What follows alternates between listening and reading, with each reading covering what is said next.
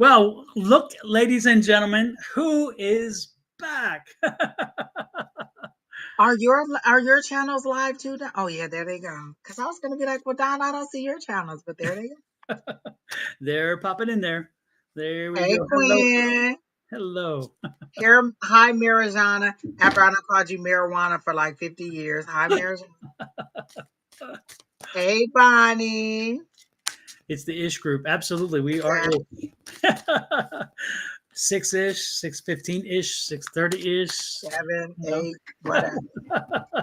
Hey, but we're here. That's the good thing. Hey, Exactly. Hey, Shawana. Oh, I haven't seen you in a long time. Christina. Hello, hello, hello.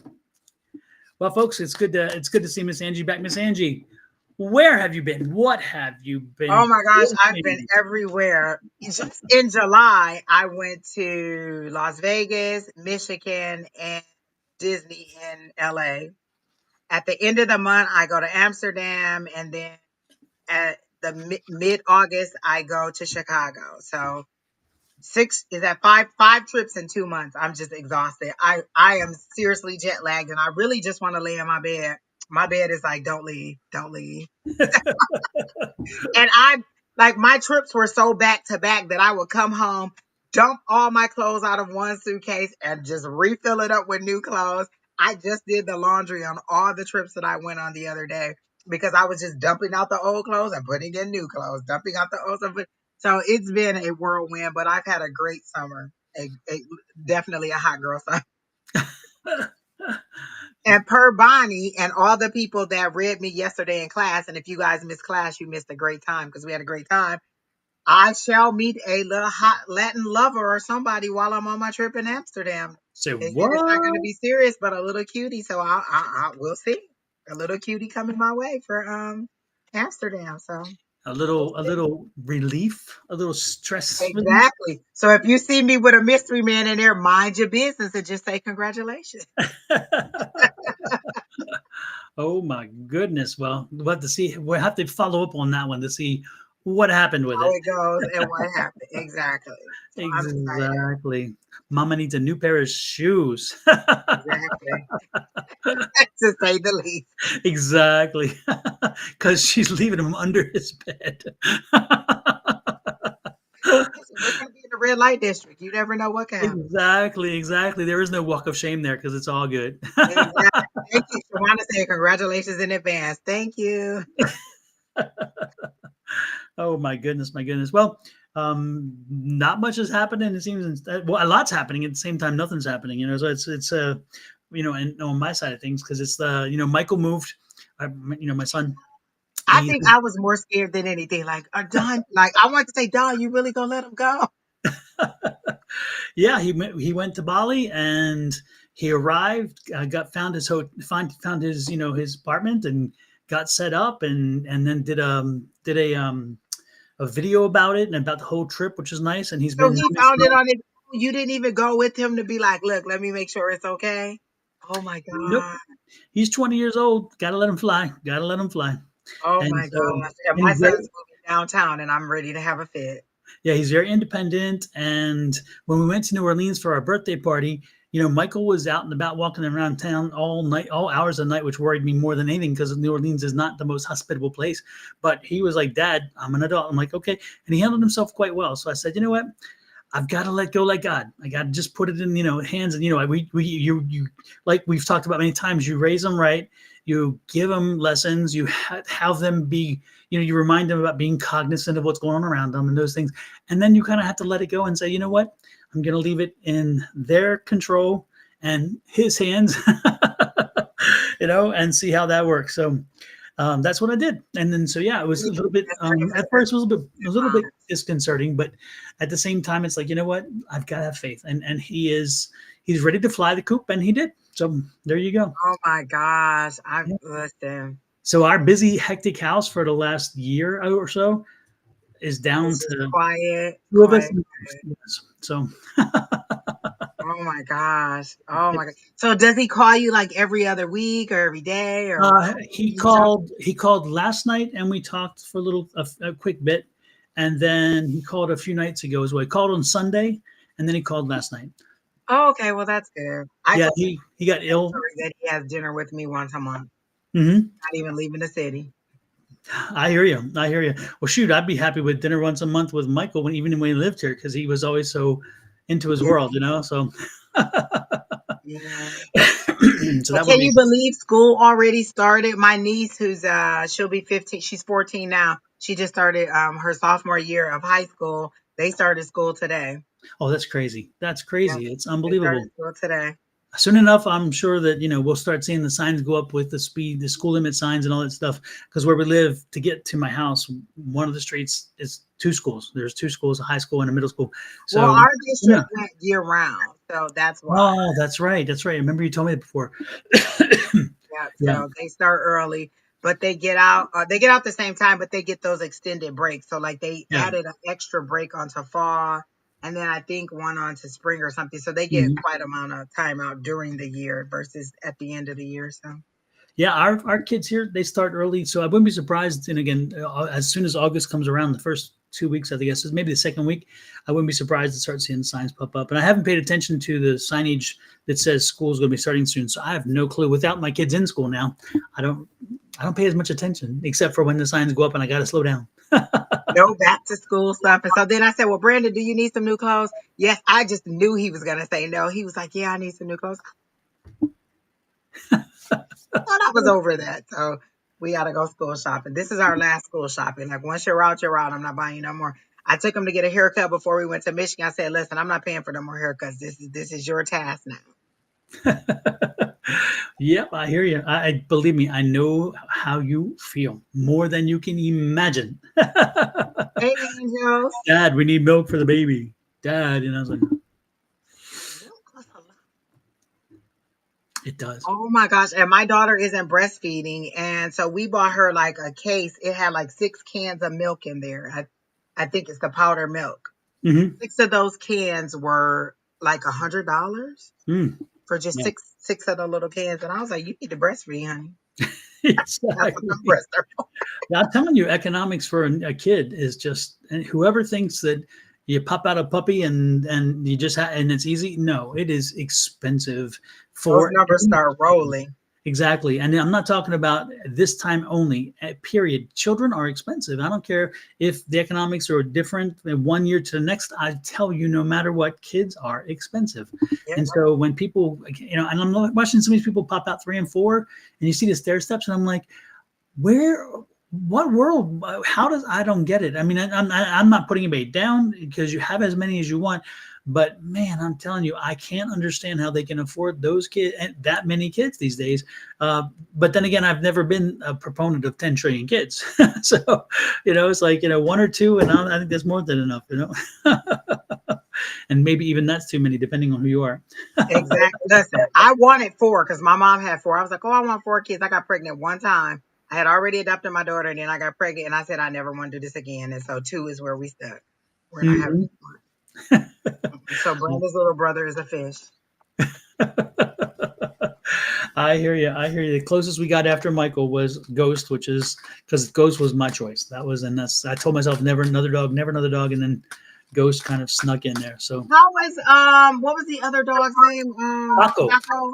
How's he? Paco lives with Ava because Ava lost her dog Blackie after 18 years, and so Paco went to live with Ava. And I was actually at the vet today getting Paco some more meds. Um, So because Paco has that skin condition. So See, even though Ava's adopted him, guess who pays the vet bills? So see, and that's what would happen to me. I'd get a dog that'd be something like, oh, he can only eat like German food, so you have to import it from Germany. Like I can't, no. I end up with a dog that has a special dietary need. I remember my old manager when I worked at University of Phoenix. Her dog had to take Benadryl every day because of the allergies, and so she had to wrap it up in food and give it. Oh no. Mm-mm. I barely can take a vitamin every day. You think I'm gonna remember to give this dog a Benadryl every day? He gonna be sneezing and coughing and hacking all over the house. So no, exactly, I can't do it. I can't do it. exactly. Well, with that said, let's see. I'm trying to remember. We have codes. We have codes, folks. We always have codes. So don't forget, if you are on my side of the ledger and you have not yet subscribed to Miss Angie's channel, please make sure that you follow this this little QR code and go on to Miss Angie's channel on YouTube and follow her. So therefore, anytime she goes live, you'll get a ding, you'll get a message. Okay, so this is the easiest way to do it. This way you don't have to worry about remembering when we're on. You don't have to worry about our ishness, whether it's 6 or 6:15 or 6:30. This time you'll get the ding when we go live, so you don't have to worry about, I wonder if they're on, I wonder if they're on, I wonder yet. No, you'll get the ding, you'll know it. So there you go. And then while you're over there, and if you haven't subscribed to my YouTube yet, I would invite you to do so as well. This is where you do that. And by the way, I just uploaded the 12 zodiac signs. 6 of them was uploaded this morning. The others are uploaded but were released on Friday morning. So 6 were released today, and 6 will be on Friday. And those are the zodiac, the tarot readings for the zodiac signs for next week. So I listened to my moon and rising. My son is Pisces, so it'll be released on Friday. I said, Don, the one time that I need ain't gonna be released till Friday, but that's okay. I'll listen to my moon and rising. And then one of our regulars who used to come on live all the time, she sent me a message. She said, I just watched a Leo reading. It was spot on. And I was like, let me tell Don that she enjoyed the reading. So well, I yeah. appreciate the feedback. I always like a little bit of confirmation when I can get it. Lord knows. Hey, Kelly Diggs. Hey, Janice. We love when you got, hey, Sherry Berry. Oh my gosh. You're still alive and well and kicking. Divinely guided. Oh, Tanisha. Hey, and Andrea 54. Oh my gosh. Look at all your names. I feel like I've been gone a month of Sundays. Like I did a bid. Like I It did a. seems like it, Angie. It seems like it has been a while. And people are like, where's Angie? Where's Angie? Where's Angie? I'm like, I don't even know anymore. I can't keep track. I know she's somewhere. Yeah, my next one better be my honeymoon, people. And also, while we're hitting the YouTube channels, this one is Naturally Divine Goddess. I'll be back with her tomorrow morning. And then if you want love readings, then you want the Love Goddess. And this is the Love Goddess. So right here, get your little phone out, click on this little icon, or click on the thing in the channel. But this is the Love Goddess. And so if you have a love question tonight,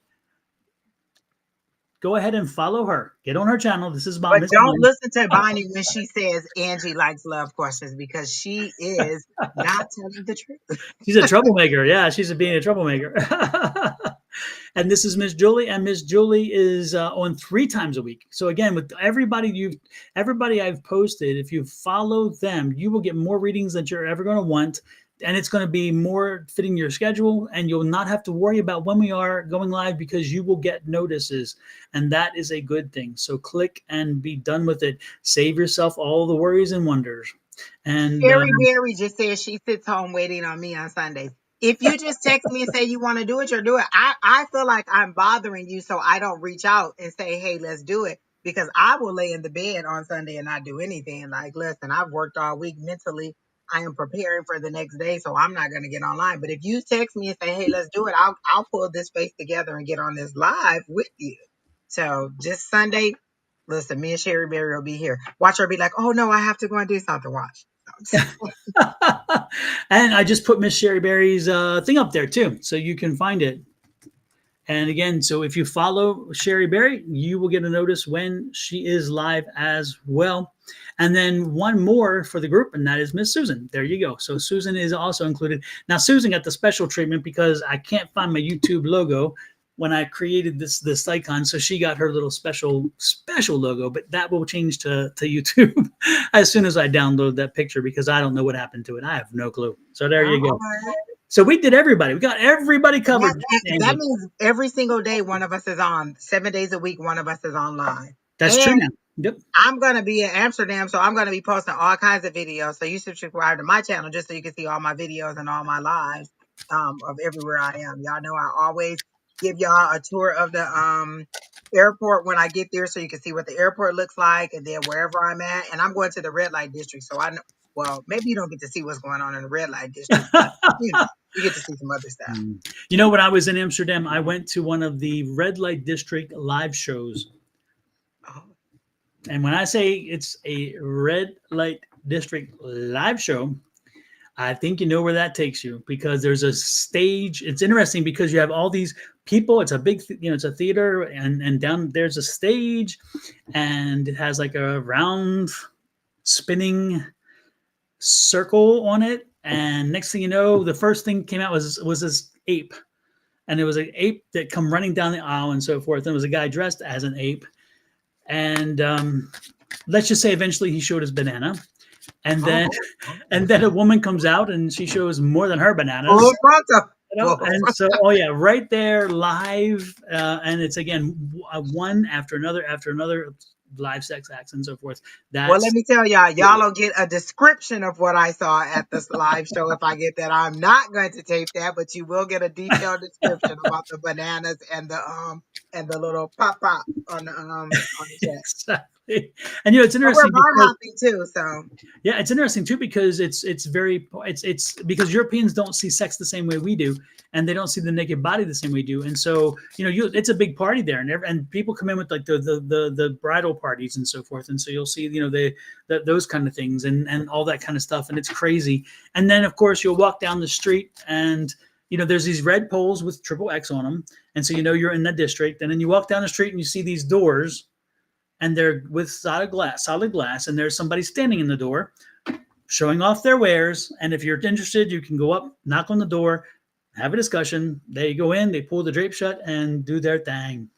So because prostitution is legal there, and it's unionized, and they're tested and all the other stuff. So it's nice. Yeah. Oh, yeah. It's a profession over there. Absolutely. So it's something else. I'm telling you, it's a very unique world over there. And also it's interesting. I don't know if it is the same case as it was previously. I'm sure that it hasn't changed that much.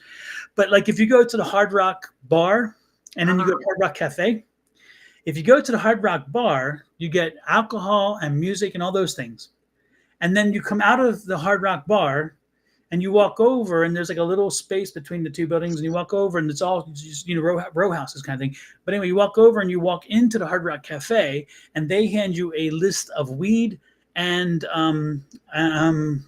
what's the other thing? It's weed and something else. Anyway, so there's two things. Oh, hash, and you pick which weed or hash you want, and then you can use it there, or you can sit outside and do it. And then when you're done with that, you go back to the Hard Rock bar and dance and party and drink. And so they can't be sold in the same place. The beer and the alcohol can be sold in one place. The weed and the hash can be sold in another. And so you'll see bars and you'll see cafes. And so in parts, when you see the weed cafes, you're going in there not for the drinks, and you're going in there purely. Well, they told me they was like, be careful with the drinks because it ain't watered down drinks over there. It's full strength over there. So be careful with your drinks. And I'm a lightweight on the drinks. And they were like, if you have an edible, like you eat it slowly. Yes. And so it's interesting too, because some of the bars look kind of small when you walk into them, and then you go downstairs and opens up to this massive place underground, and it's like a disco, whatever, but you don't even see it or know it's there until you go through. It's crazy. It's very different than what we have going on here. I'm so excited. I'm ready to go. It should be a blast. And I'm sure, again, it's been 30 years since I've been in Amsterdam, but I'm sure that those things haven't changed that much because that's commerce, and commerce is like, Exactly. Unionized. Look, you said unionized, and that just blew my mind. Yeah, unionized. They're absolutely unionized, and they also carry one thing, but unionized. Yeah, and they get their health card, and they get tested, and so they're showing that they're free of anything and all that stuff. It's pretty amazing. Yeah, it's crazy. I leave on the 31st, Sherry Berry. Next Wednesday, so 1 week from today, I leave, and I return on the 5th of August. So. Well, we're sending you definitely safe travels. Exactly. I'm going to have a good time, a good time. Absolutely. And I'm going to eat like crazy. So my main job, I was on a call with some of my coworkers, and I told them, I said, I'm going to be in London. And I was like, can you recommend some places? And he sent me a whole list of places. And I said, specifically, I want some good fish and chips, some authentic fish and chips. And he sent me a whole list of places. So I'm going to try to fit some of those in while I'm over there too. So. I'll tell you what, one thing I learned in London, and this is sometimes good for a large number of places, but like for fish and chips, because it's so it's so popular, and again, everybody does them, is that some of the best fish and chips is in these little carts that have, they, what do you call it, like food truck things that are sitting on the street. Some of those are the best, because of, and that's the same thing. Like we would drive down the road in Belgium, and Uh-huh. you're seeing all these farms on each side, and then all of a sudden you see a little portable truck, and you're like, what's a portable truck doing out here in nowhere, on this road? You pull over and it's French fries. And so you would pull over and get French fries. And the Belgiques, what they do is they fry them first. They par fry them, I guess, or whatever, like parboil. They get them a little soft, and then they set them out and they put them on the thing to drain.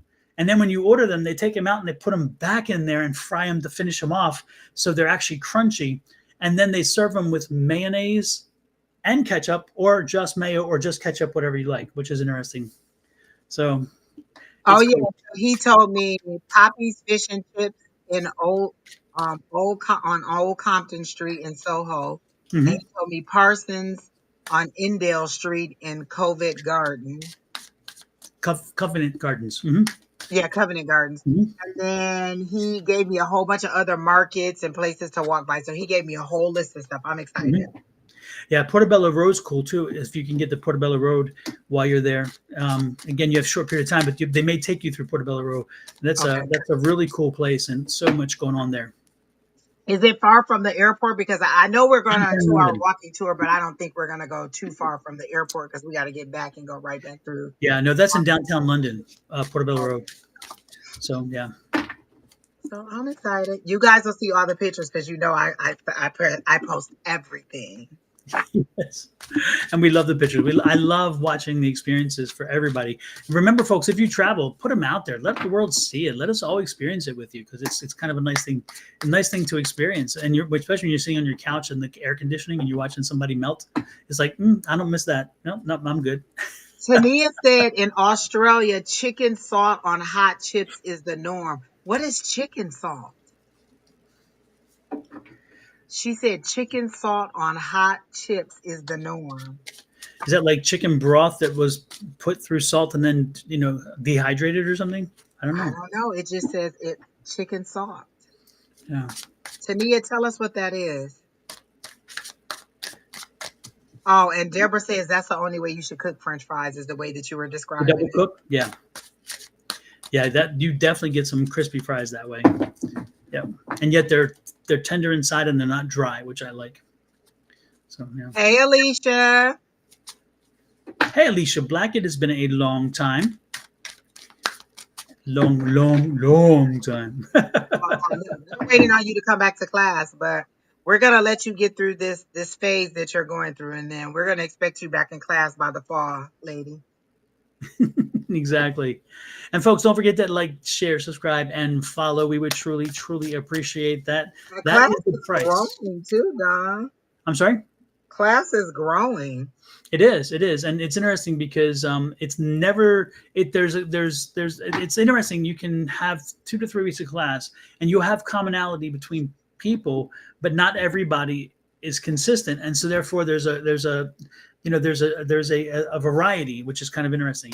So that's cool. Even I me, know. look at me. What's I her missed a few. name? I think she was in India. I cannot think of her name. She used to come on there all the time, Starts and with an I, sometimes, right? huh? It starts with an I. I can't think of her name, but Yeah. she's usually in the chat, usually in the morning. So she'll either be on your show in the morning with Shauna, or she's usually on one of Julie's shows because she's early in the morning and she used to come to class all the time. I can't remember her name. Lalima, there it Lalima. is. You There knew, you go. I knew Julie would know. I Lalima, was going to even say it. I was going to say Julie will pop it up there because Julie's yeah, memory is like a Lalima. skill I set. miss her too. Exactly. Well, All let's right, get well, I'm ready because they're all saying, "Can I have a reading? Can I have a reading?" So whoever yes, you're yes. ready for. How do you want to do it? You just want to find somebody you're drawn to, and go that way, or what's the story? Well, I've never seen Miss Mel 1010, so I'm good with her. That sounds good. Let's start with her. 10 Tenya. Oh, Tenya. Oh, you know what? I would have never figured that out. She said it's Tenya. Oh, thank you for telling us that. And sometimes we usually ask you to give us the phonetic spelling, but we thought we knew. So there you Yeah. go. We were wrong. The closest I came to ya is none ya. None ya damn business. People ask me something, none ya. None ya what? None ya damn business. Don't ask the question. Miss Mel, do you have a question? Or do you just want us to do a general and tell you what we get? Do, do, do, do, do, do, do. Do, do, do. So immediately while you're telling us whether you have a question or not, I I got that um I got a Patti LaBelle song. It's that one song about zooming in a race in a car. I Who's think the in? song is called Zooming too. But they show me you in a convertible car getting ready. It's sunshine and you're getting ready to go off. Like the car started, you're in the car, you got your sunglasses on. So I assume you're about to go on a journey or on a trip, on a vacation or something that's fun. It doesn't seem to be business and it doesn't seem to be like you're moving, but I do feel like you're about to take off and go somewhere. So they show me you on a trip or in a car about to take off and go. So Aretha, okay, Aretha, who's zooming who? Yes. So that's the song I hear. So you're taking off. So now that, oh, with that who's zooming who, isn't that about a relationship or somebody leaving a relationship? Are you about to leave a relationship? Is that what's going on? Because they showed me you got like your sunglasses on, your face forward, which I love, which means you're looking out the windshield and not out the rear view. You're not thinking about the past. You're totally ready to go forward. You're happy and it's like you have a new lease on life, like you shedded some new like you shedded some old habits, some old relationships, some old things, because they make it seem like this is a brighter, beautiful, more vibrant you that they're showing, and you're headed off in a new direction toward the sun. Again, the sun is good, that's achievement, that's success, and you're just excited about this journey that you're ready to go on. So I'm excited about that for you. They're saying, "Are you ready?" Because then they show me you being catapulted, like you're gonna be shot off like a cannon. So whenever you start, like you're gonna start in a car, but you're gonna be shot off like a cannon, and it's just gonna go super fast, like 0 to 100 really fast. So whatever it is, this journey you're starting, it's it seems like it's fun, but it's gonna be a new lease on life. Like your whole way of thinking is changing because they're showing me the Ace of Wands, and so that's a whole new way of thinking. And it's like you just woke up one day and you had a whole new mindset and you're like, I'm ready to go, I'm ready to go. And so you're rear thinking everything. Do I still like this job? Do I still want to stay here? Do I want to stay in this town, this city? Like so many options opened up to you, and they're just showing me different plates in front of you, and you're just tasting a little bit out of this. Well, maybe what if I want to go to this job, or what if I want to do this, or what if I want to do that? And so you're getting a little bit of taste of everything to decide which plates you really want to pull forward to eat and to enjoy. So they're saying, keep going. I literally hear this, keep going. We have your back. So your whole team has your back and they're just supporting you and you're cheering you on. And it's like you're in a race, you're in a marathon and they're like, come on, come on, come on. We're there. And it's all these things that you're going to get to see and experience. You're going to get to experience it with new eyes, like not from the struggle and the strife and the pain that you've been in, but from a new journey that you're going to see this and you're going to experience this and you're just going to enjoy life at this time. Who is the tall, dark gentleman that I keep seeing? They're showing me a tall, dark chocolate guy. So is this somebody you're with now, or is this somebody that is to come? Because they're showing me a tall, dark gentleman, and it could be a business person or something like that. But they're showing me a tall, dark chocolate gentleman, broad shoulders, um, uh, tall guy, deep voice, well, they keep saying masculine. That's the word that they use. Very masculine. Is that something that you're very looking for? Somebody who's very masculine, authoritative. So that's what they keep showing me. Is this guy? So if it's, oh, it could be your brother. No, because they just showed me a heart. It doesn't feel like a brother. It's a male, but they just showed me a heart. So I'm assuming this is maybe a romantic person that is to come, or are you in a romantic relationship? You're not married. They're saying not married because they showed me a circle with a line. So you're not married, correct? You said financial issues and your spirit team has been trying to get you out for a long time. I haven't met them yet. Okay, then this is somebody that is coming up, but it's exactly what you've been looking for or what your heart has desired, but you haven't been actively looking for. Oh, you're married and you're married and running from? the marriage? Is that what we're saying? Is that what you're leaving behind? Kelly Dick said, I'll have one of those too. Listen, give us all one. Like Oprah says, you get a man and you get a man and you get a man. So we all get a man. Okay, so you're running. Okay, so this isn't the ex-husband that I'm describing, or this isn't the soon-to-be ex-husband that I'm describing. This is somebody new. So this is somebody you're going toward. And so maybe this is just confirmation for you to know that um new love is still to come. Like don't be so stuck on, if I move forward I won't find a new love. So maybe this is new love to come. So that's what I got for you. That's a very good reading. I like your reading. I want to be you today. Yes. Just keep running. Keep running.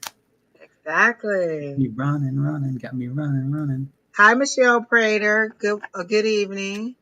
Hi, Natalie. Max Molman. Hello. Oh my gosh. Look at all you. I'm so happy. Let's see. Mel Tenya. I don't know. Mel, I get there's still some hesitation. I know that you want to be free, that you definitely want to be beyond, but there is some hesitation. And is it based because, again, it's like it's the devil you know versus what you don't know? Are you kind of not comfortable with being alone yet, or you're not sure if you're ready for that? Because I'm getting some hesitation, even though you know what you need to do, even though you're prepared to do what you need to do, and even though you're already doing what you need to do, there's still part of you that draws you back, and part of you that is saying, I'm bound, and I need to, is this right? And am I making the right decision, and whatever. And that is natural. Again, those questions are valid questions, but they are questions that are safety and security speaking. And the question to you is, is that enough? And that answer has already been answered by the act of you wanting to get going. And what I would suggest to you is use some logic, put your heart on the side, and put your feeling of I haven't done this before. I can't take, I'm not sure I can handle this big step. You're a big girl. Put on your big girl pants and do what you need to do, and you can handle this. You're not given more than you can handle, and I'm sure I tell you, but just get out there and start making it happen, and things will fall in place for you, because you have to have faith that this is meant for you to happen. It was meant that this happened this way. Okay. And so get out there and do what you need to do, and do not allow yourself to go through that process of, but the oh buts will get you in trouble all the time, because sometimes, again, you have to make a decision, but the oh buts make it safe and comfortable, and not comfortable as in good, comfortable as in I know this. And so sometimes, no, I mean, and I hate to say this, but even abused spouses, they at some point they're like, I know if I stay, I get abused, but I know if I stay, I know what to expect. And it's like, really, it's like it's that syndrome. So I'm not saying that's the case here. And again, don't take. Devil but versus the one you don't, like you said. Yeah. So just keep moving forward. Don't look back. Don't turn back, and don't give in to that pessimism, that negative kind of, I'm not sure. You can do anything you want. You can do absolutely anything you want. So make it happen, and then don't look back. Don't look back. Just keep moving forward. And yeah, there's a kid involved. I definitely see that. But if the kid is, and this is one thing, again, it just frustrates the hell out of me sometimes. When you hear people say, well, stay together for the kids.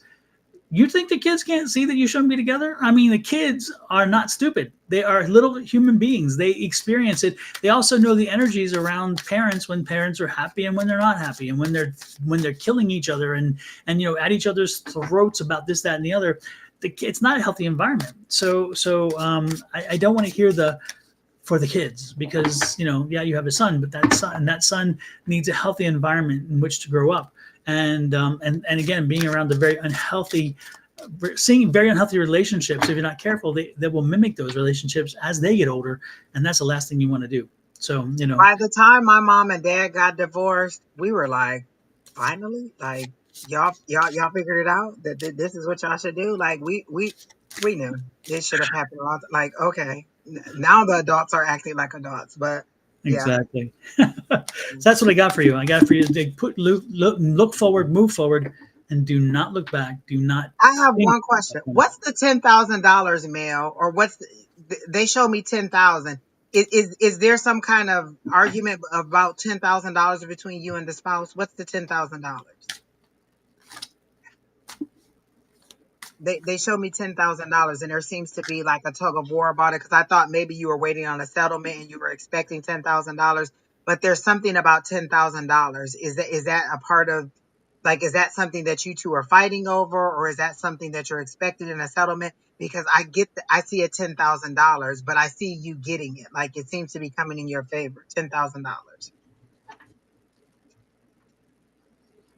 Your father's passing. Oh, so you're getting the $10,000 because I see it coming to you. If you're waiting on it, they've showed me that it is coming to you. So expect that soon. And I don't know if that's what you're going to need to help you to decide to move on or to help you with your move on, but the 10,000 is coming. It's supposed to go to your mother. So the $10,000 is coming. Wow. Yeah, because they showed me it coming to whoever, so I assumed it was to you, but the money's coming. Well, She lives super. with you. Okay, so the 10,000 is coming. There you go. So there's your confirmation of the money. Fantastic.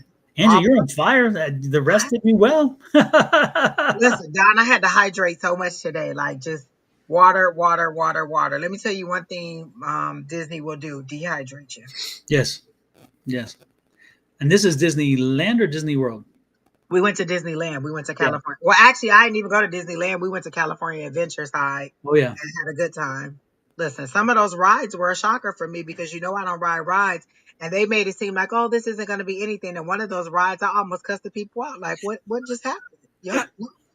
I Even my used to, little friend who got on a ride, he was like, it's just going to drop. And he just talked to me the whole time. Then we got on there and we got off the ride. I said, listen, little boy, you didn't tell me it was going to be like that. You said it was going to be a small drop. Me and him almost fight. He was was on that it the like, Tower of Terror? The Tower of Terror it was, one? well, I don't know if that's what it was called because they told me they renamed some of the rides. Yeah. This ride was the, oh shoot, Guardians of the Galaxy. Okay. And they just kept dropping you. Like, they would drop you and then they would raise you up and they would drop you again. Then they would Yeah. raise you up and they would drop you again. So it's now called the Guardians of the Were you Galaxy. sitting in like an elevator kind of thing? Yep, yep, Yep. Yep. yep. But that used to be the Tower of Terror. Yeah. Oh, The now Tower it's of called the Terror. Guardians of the Galaxy. And Yeah. they also said that Mickey Mouse roller coaster, it's now called the Incredibles. They said it used to be called the Mickey Mouse somethings, but now it's the Incredibles or something like that. Yeah, I know in Disney they used to have what's called Magic Mountain. I don't know if they ever changed that. That Oh, had okay. been around forever. But then again, you were on the California side. You're on the one where I tell you what, the one cool ride in the California experience that we did, and I felt like a kid, but I enjoyed being a kid. And that is they have these cars, that car movie, and then you get in the car and it just and it's the road. I love Video that. from that ride. Yes, it was so much fun. And then when you get to the end, you race the other car. Yes, Yes, yes. it was so much fun, Don. I loved it. I Yeah. loved it. I loved it. I loved it. Yes. Yeah, I did a that's video a from that fun ride. ride. And it's Yeah. like, I'll be a child every day of the week for that because Oh that my was such gosh, a it was fun so ride. much fun. I loved it because you just shoot off and then all of a sudden you get to the end and then you're lined up with another car and then you're just screaming because you're racing Exactly. this other car. It was so much fun. I loved it. Yeah, I remember. I can't remember the movie, but I know it's like it's the truck that talks. All the The all the. Cars. It was the Cars movie. Yep, that's the name of the movie. Cars. Okay. Yep. Yeah, no, that's And that. they take you all the way through. Like, there were some really good rides. Like, they took us through the Monsters Inc. ride. That was Uh-huh. really good. It was like literally being in the Monsters Inc. And they had all the little doors that you were going through. It was really Right. nice. They did Ariel Under the Sea where they had Mhm. us in like these little shells. And then it was all dark and it was like you were under the sea. So they do a very good job of mimicking the movies. They do. So I did love the California Adventure side that we did. Hmm. Yeah, Disney knows how to build a park. They know how to build a Oh, park, and they know how definitely. to build rides. They definitely are good at that. Yep. All Let's right, see. who's next? Let's take a look and see who is here. How about Max Molman? I've not seen Max before. Okay. And Max, is this a general or specific? Let us know, please. Max Molman. That's an interesting name. Immediately I heard get up out of the mud. It's like like you were running a race. You were going along really well.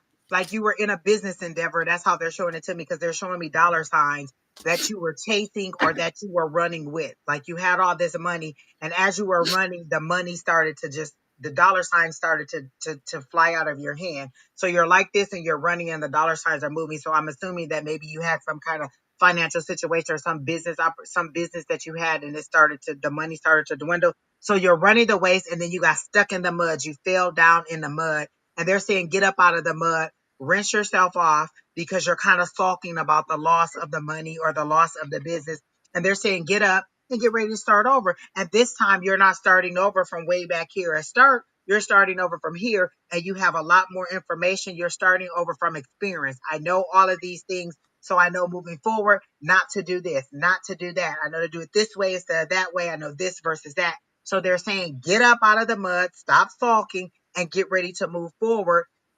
And they're even showing me like they have a hot air balloon that is coming to rescue. Like there's a hot air balloon that they're showing me with the door open and there's nobody in there that you can see, but your spirit team or your higher power is in there and the door is open. They're like, come on, just get in here and we'll take you to the next level. Like you'll get to see it from a different vantage point and you'll have a different understanding about what's going on. So their overall message for you is to get up and to get moving again. Don't get stuck in what you lost because they're showing me the Five of Swords and you're looking back at your loss like I'm defeated, I'm defeated. And they're saying, no, now it's time to get up. You got the experience. Now it's time to get up and to move forward. And you know what? Was it a restaurant business? Because they're showing me the movie, what is that show? The Bear. Don, have you seen that? That is a very good show. The Bear is about a restaurant. I Oh did. my God. Oh my gosh, I love it so much. I am on season 3 and I'm so invested in these people and like they're like my cousins now because I'm just watching it. It's a lot of cussing, believe me, a lot of cussing people. Y'all are yelling, but it's You- good. Do you know the kid who is the one who comes back, the guy who's a chef and comes back to the restaurant? Do you know he is Gene Wilder's grandson? Oh, I did not know that. Yeah, from Now that you say it, I can see that. yep, Now yep, that you say it, oh my yep. gosh! And I love them at like the whole unit because they become a family. And like just before they opened the restaurant, that last one before they opened it, I was in tears, just so happy because everybody grew so much and it was just so beautiful. So it's a great show. But that's how they're showing it to me. So was it a restaurant or something or some business like that, Max Molman? Because they're showing me like you just move forward. You're going to rebuild. You're going to move forward, and there's somebody there to rescue you. Just kind of look up. That's what they want you to do. Look up.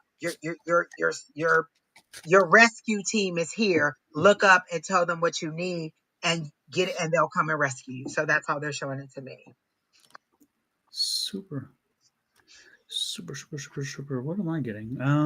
What am I picking up?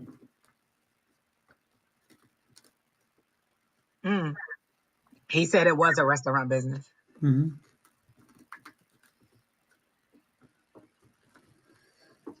Um, somebody, Max, somebody's coming back into your life.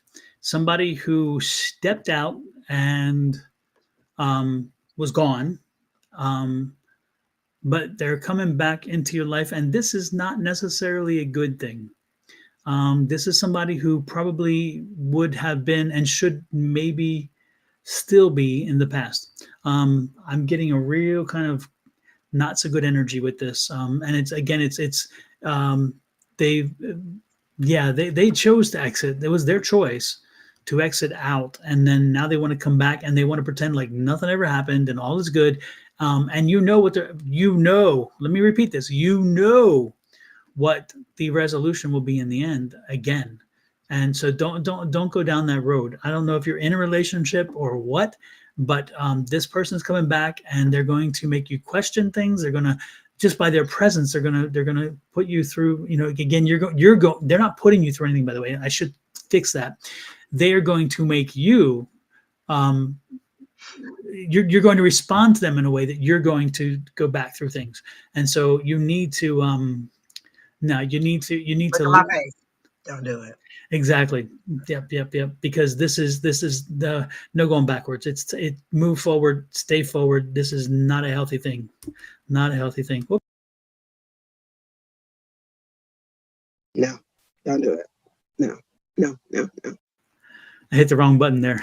I like both of them though, because I felt like the person coming into their life was drama. They So are I the like drama. both of those, Don. Listen, Yep. I'm never gonna not want to see my face on the screen. Exactly. Yep. So keep moving forward. Do not go back. Don't let this don't let this go anywhere, because again, you will ultimately be in the same position you were. And do you fool you once? Yeah. Fool you twice? I mean, you again, I can't remember the thing. It's like, fool me once, fool me twice. Or no, fool me once, fool.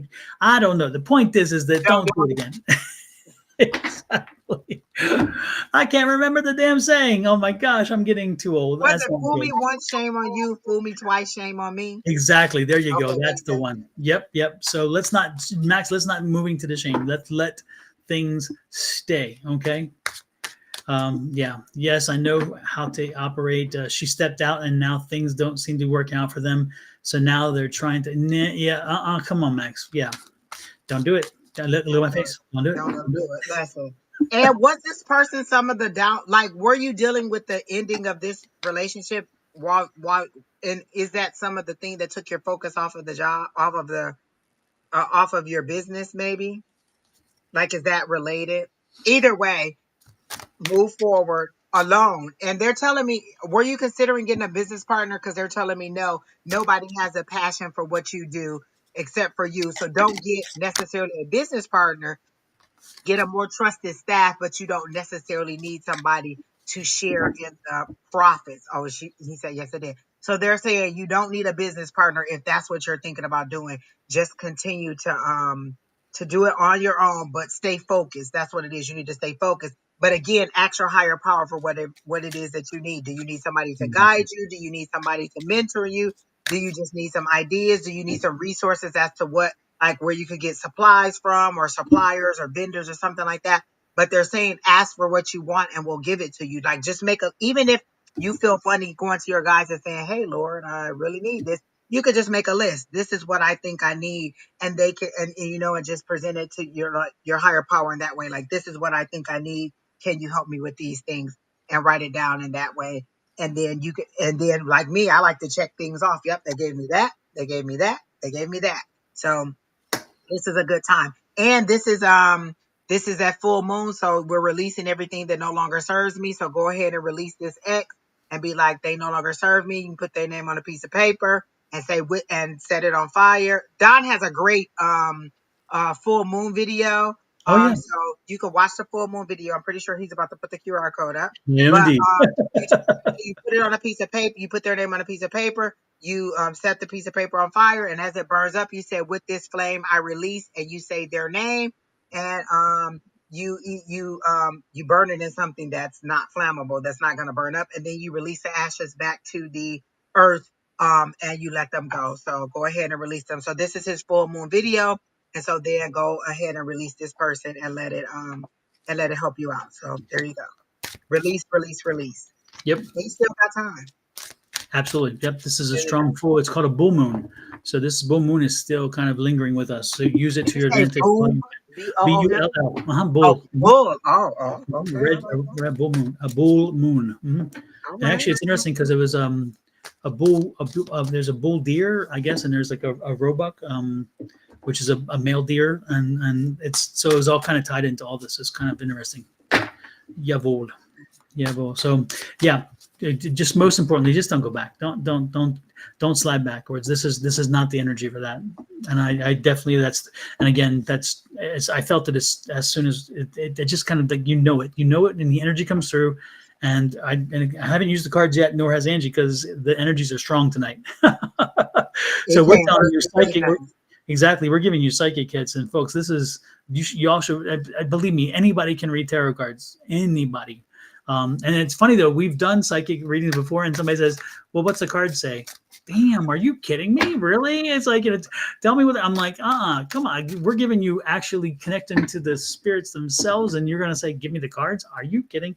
So yeah, take this opportunity and know that you're getting for the two of you we've already read for, you're getting messages from a very high power who is giving you warning or advice, and you can take it as you wish. And also, Max, you might want to get Don's book on affirmations. It really could change your perspective on how to move your business forward and just how to proactively call in the business that you want. So definitely check into Don's book. It's a very easy read. I have it right here somewhere. I know Don has the Oh yeah. QR code, but I have the book somewhere right over here under all this stuff. Oh, there it is.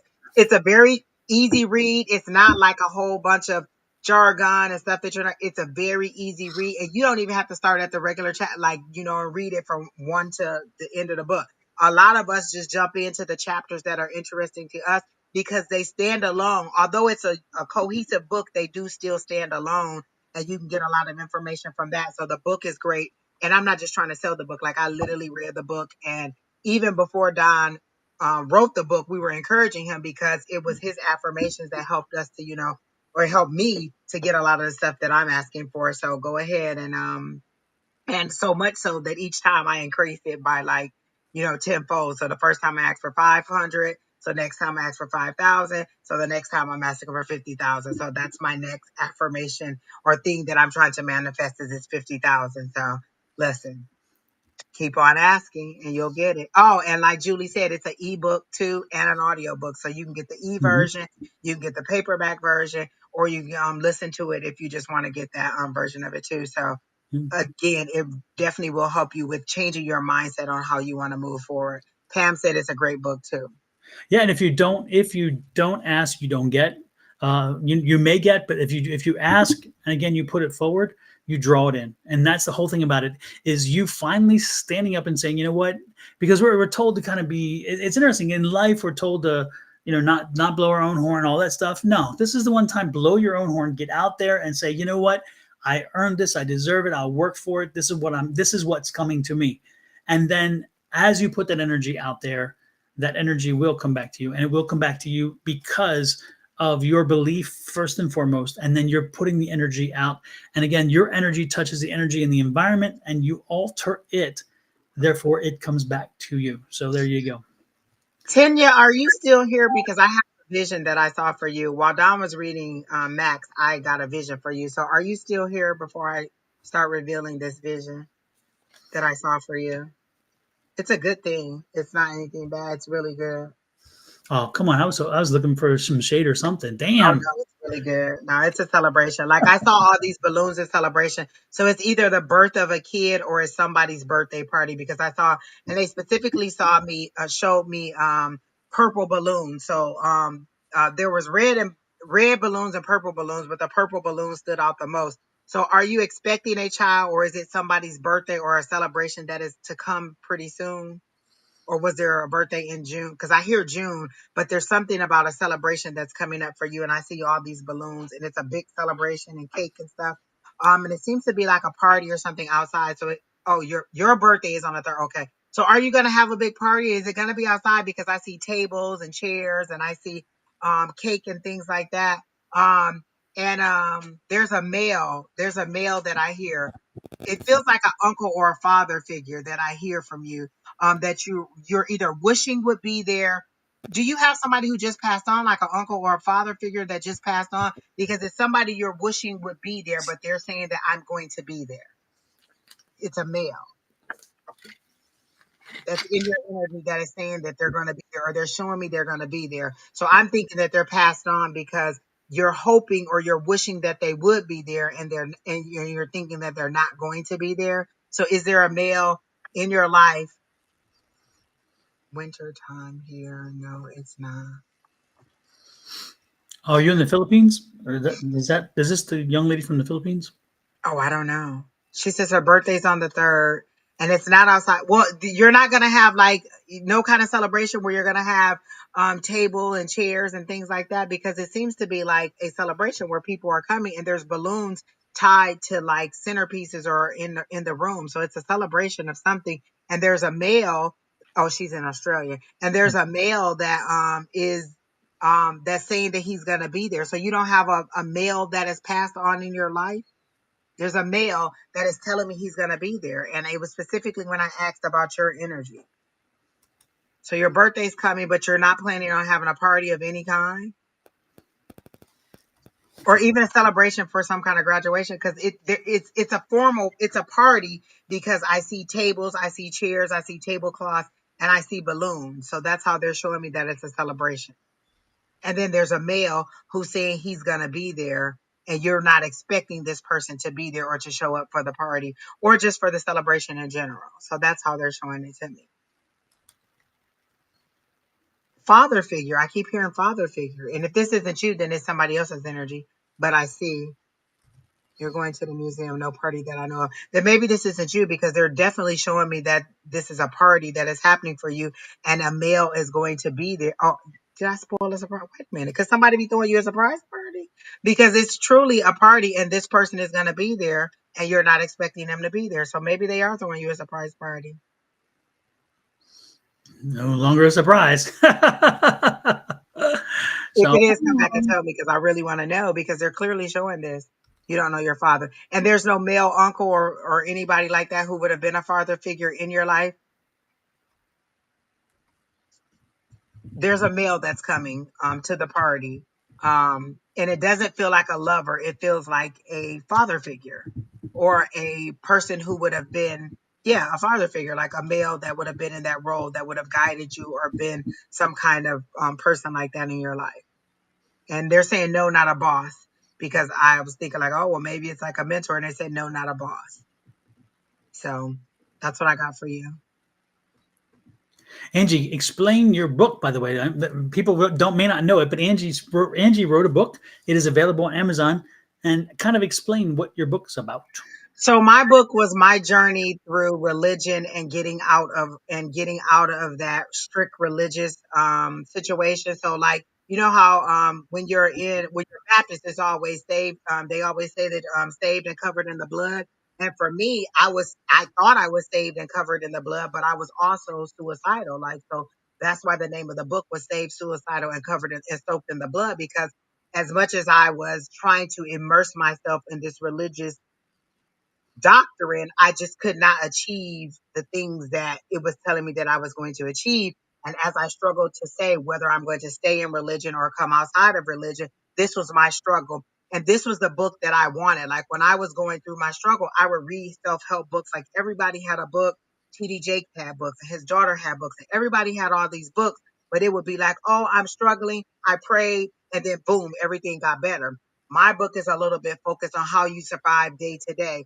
Monday, I'm off. I may be okay. Tuesday, I may be just a frantic mess. And Wednesday, I may be back okay. So it was my day to day struggle with how I was having these interactions with God, my struggles with, like, it's the anger and frustration that everybody feels, but nobody ever wants to express and tell you how to deal with. So this was me living out loud in the book, living those struggles out loud, and saying how frustrated I was with God, how frustrated I was with my faith, how much I felt like I was failing in my life because I didn't feel like I was doing my religious right. I wasn't praying hard enough. I wasn't believing hard enough. And so this was my struggle with that situation, and discovering who I was and how to find my spirituality. So that's kind of what it was. It was just me living the struggle of escaping the doctrine of religion, So and check how it I out, got folks. where I am. And is this on is it ebook, or which one is this It's one? an ebook. It's an ebook on Amazon.com. Exactly. So when you order it, it comes right to you. You're like this, which is great. So And it's an easy read. And I think I'm funny, y'all. So it's real funny to me. So a lot of it is just funny stuff that happened. And then it's literally just like probably like a 5 or 10 year period that I was going, a 5 year period that I was going through this. But it takes you from little bitty Angie all the way forward. Like me, like I can remember, like, y'all think that I argue now with my guys. I can remember being 5 years old and arguing with my pretend friends at the time, and then telling God, like, just arguing back and forth with God. So I've always been this adversarial relationship with my higher power. So but that's it what is it is. again, it's written in Angie's voice. So as you read it, it's definitely not a ghostwriter. It's not some AI stuff. It is her, and so you can't help but sometimes actually hear her voice as you're reading it. You're like, oh my god, I could hear her say that. And sometimes you will laugh, you will cry, you'll experience it all, because again, it's everything. Her essence is in that book, and that's the good thing about it. You're not reading a stranger's book. You're reading Angie, and you're reading Angie's history and experience, and you're like, wow, it resonates so much more that way, in my opinion. It And was the highs and lows of, like your hope. Like one day I'm really, really high and I'm really, really hopeful. And then the next day, like, something would happen. I would be like, damn it, God. Like, just me truly expressing how I felt to God and not hiding behind, I'm blessed and highly favored. I had said that so long that God, didn't even know that I was hurting in that way. And so I finally was just like, listen, you got to get me out this situation. You got to help me. And it's just me fighting back and forth with my higher power and saying, this just isn't working. How do I escape this? And it's just me walking through and walking out of doctrine and into spirituality. And that's just it. so, if you have a chance, check the book out. You will not be let down. It is a Next fun, time. good read. Yeah. All righty then, Angie. Who is next? All right. So 10 years, my brother passed away a few years ago, not close to him. My stepfather would be. Oh, well, come back and let us know because there is going to be something that is going to happen for your birthday, and it's specifically around a celebration for you and somebody showing up for this celebration for you. So come back and let us know if you have this great birthday party or some kind of surprise party, and this person shows up. Okay. So I hope it Absolutely. helps you out. And then, Don, your podcast, is that what you're putting out? Huh? Is your podcast? Are you about to tell us about the podcast? Because I saw it said check out the podcast, so I was going to say, are you about to tell us about the podcast? I wasn't going to, but I can. Oh, and look, it popped up. It says check out the podcast. So listen, maybe God was saying, hey, check out the podcast too. Where's that, in chats or what? In the chat, I can see it. It says audio podcast of an interview with the skeptic. Oh yeah. It Well, popped there you up. go. It didn't pop up on the screen, but it popped up in the chat. Okay, well, I'll take it. Look, this is, folks. There's one of my favorite. I've done some podcasts in reference to my book, and this one has to be one of my favorites. This one was, these people let me just run loose. Now this is audio only, so if you want to drive someplace, or if you're on a plane someplace and you don't want to use your battery up on your phone in a plane and just listen, or if you're on a drive someplace and you can't pay attention, or you're working and this is a great podcast, because this was supposed to be about the book, but when they unleashed me and allowed me to go deeper into topics and bring up other topics, and then they let me explore them in the metaphysical, this podcast interview went in very many different directions. And so it is one of my favorites because, again, sometimes when you're getting interviewed, they keep you constrained, and it's like, oh, answer quick. And I can't help it. I don't answer quick. I have to explain to make sure I've made my point. And these people let me do it, and they were great. So, and again, I'm not putting the other podcasters down. They were all great, but this is one of my favorites. But this is only an audio. This is not a video and audio. If you want a video and audio, this is one of them. And again, another good interview. The first one was two people that interviewed me. This was one, and the first one was called Seeker and Skeptic. And so one of them is a believer, and the other is not a believer, And so he is very skeptical. But after reading my book and after putting together questions and then talking to me and then interviewing me, he's like, you know what? I think you've got me convinced. And I'm like, I didn't have you convinced. Science convinced you, because that's what my book is about. It's about science proving that the affirmations work. And then I'm showing you how you take them to the next level, because like I said over and over, ancient mamas or your daddy's old affirmations. It is this new energy about you saying the affirmation. Before it was all about me, and now it's changing my energy around me and changing my environment. And that's the key to it. And then this was my first one. So again, and this one's a video and audio. The last two I mentioned are, but this is the one I'm really drawn to most, I must admit. And it's only audio, but believe me, I just love it. And I think that you'll find it interesting. It's an hour and 26 minutes. So again, if you're on a ride, it's good. Or if you're on a bus or something, I don't know. Again, who knows? But so And there you you know go. what? I can say that I was somewhat of a skeptic. Like I believed affirmations work. I just didn't believe they were at work for me. And again, Don and Shauna were on, and they mentioned it, and I did it, and I was like, oh, you only need to believe enough to try it. And that's Mhm. what I did. I believed enough to try it. and it convinced me, and I'm full steam ahead. Like, I just needed to believe enough to try it, and I did it, and it worked. And I was like, well, hot damn, let me try it again. And I just kept trying it, and now you couldn't tell me that affirmations don't work, because that's all I believe now. Yep. And it's interesting because Angie's story is not uncommon. There's so many people who have read the book or have listened to me over the last year preach about them, and they've tried them, and they were skeptics, and they've come back and they aren't. And it's interesting today because I told Angie, I think I told Angie, I was in my dentist's office today, and she said, tell me one thing that's exciting about you, something that, and I'm like, I don't have anything exciting going on. Nothing exciting happening. And she says, there's got to be something. I'm like, well, nothing new, but I did, I said my published book is still selling online, and that's a good thing. And she's like, you published a book, and we started talking, and I told her about affirmations, and she was a gymnast, and she had to go out over and over every day, get up at this ungodly early hour, go to the gym and work out, and understand that there's no guarantee she's going to be anything with that, and she won't, but she's like, I will. I am an Olympic medalist. I'm an Olympic medalist. I'm an Olympic medalist. And you know what? She kept telling herself, that she was going to be very successful with it, and she achieved what she wanted because she told herself. And so she's like, I believe in them. And she said, I need to read your book. And she said, you need to bring the book in, and I'm going to carry it in my dentist's office. And I'm like, wow, because again, I didn't have to convince her. She was already convinced because she's lived it. Again, it's and this is the one thing about this is the first major title, The Power Within.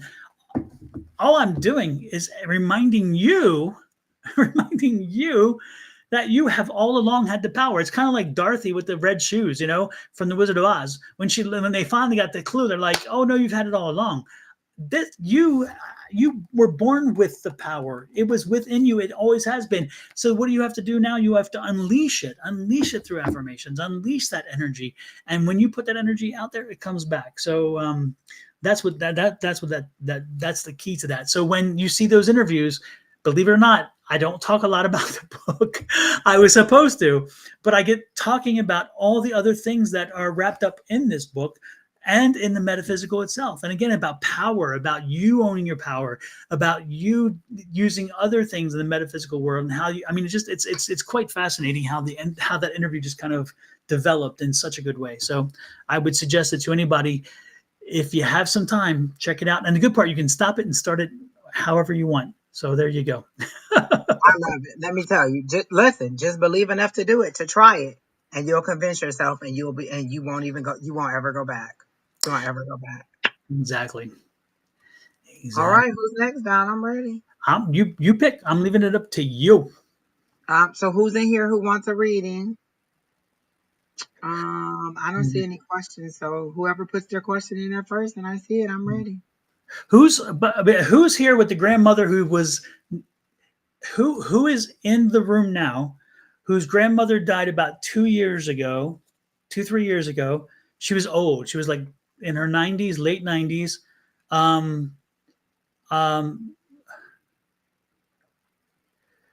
West Coast. So I don't know if you're on the West Coast or whether your grandmother was on the West Coast. Grandma's here. Whoever this is, grandma is here. Okay. And do you have a sister? You and your sister look a lot alike, whoever this is. And okay, I can't say exactly what grandma said, but whoever this is, you're probably pleasingly plump. That's the way to put it. That's not how grandma used to call it, by the way. Grandma had other words, but I can't go there with those words. But you knew your grandmother, so you know what she would say. Again, I'm getting California. I'm getting late 90s. Grandma passed about 2 years ago, 3 years ago at most. And again, you have at least one sister, and you and the sister are, man, it's like I'm looking at like carbon copies. It's like you guys look a lot alike. This is not resonating. Okay. Whoever it is, grandma's, yeah. Several of them said my grandmother, but the more details you get, so who has the sister that they look a lot alike? Let's start there. Who has a sister that you two almost look identical, and your grandmother passed on? Exactly. This is this one and she's African American. So so that'll help us limit a little more. Um, wow. Okay. And she's worried. She's okay. Grandma, whoever this is, let me just put it out there, and then maybe somebody will pop in later. But LMT said her grandmother says you were rosy if you were fat. So she called you Rosie if you were fat. Oh, Tina. Okay. she said her Wow, grandmother said Tina. As soon as you said that, I just got this whole tingling all over me. Tina, and you have a sister. Who, Tina, are you? Uh,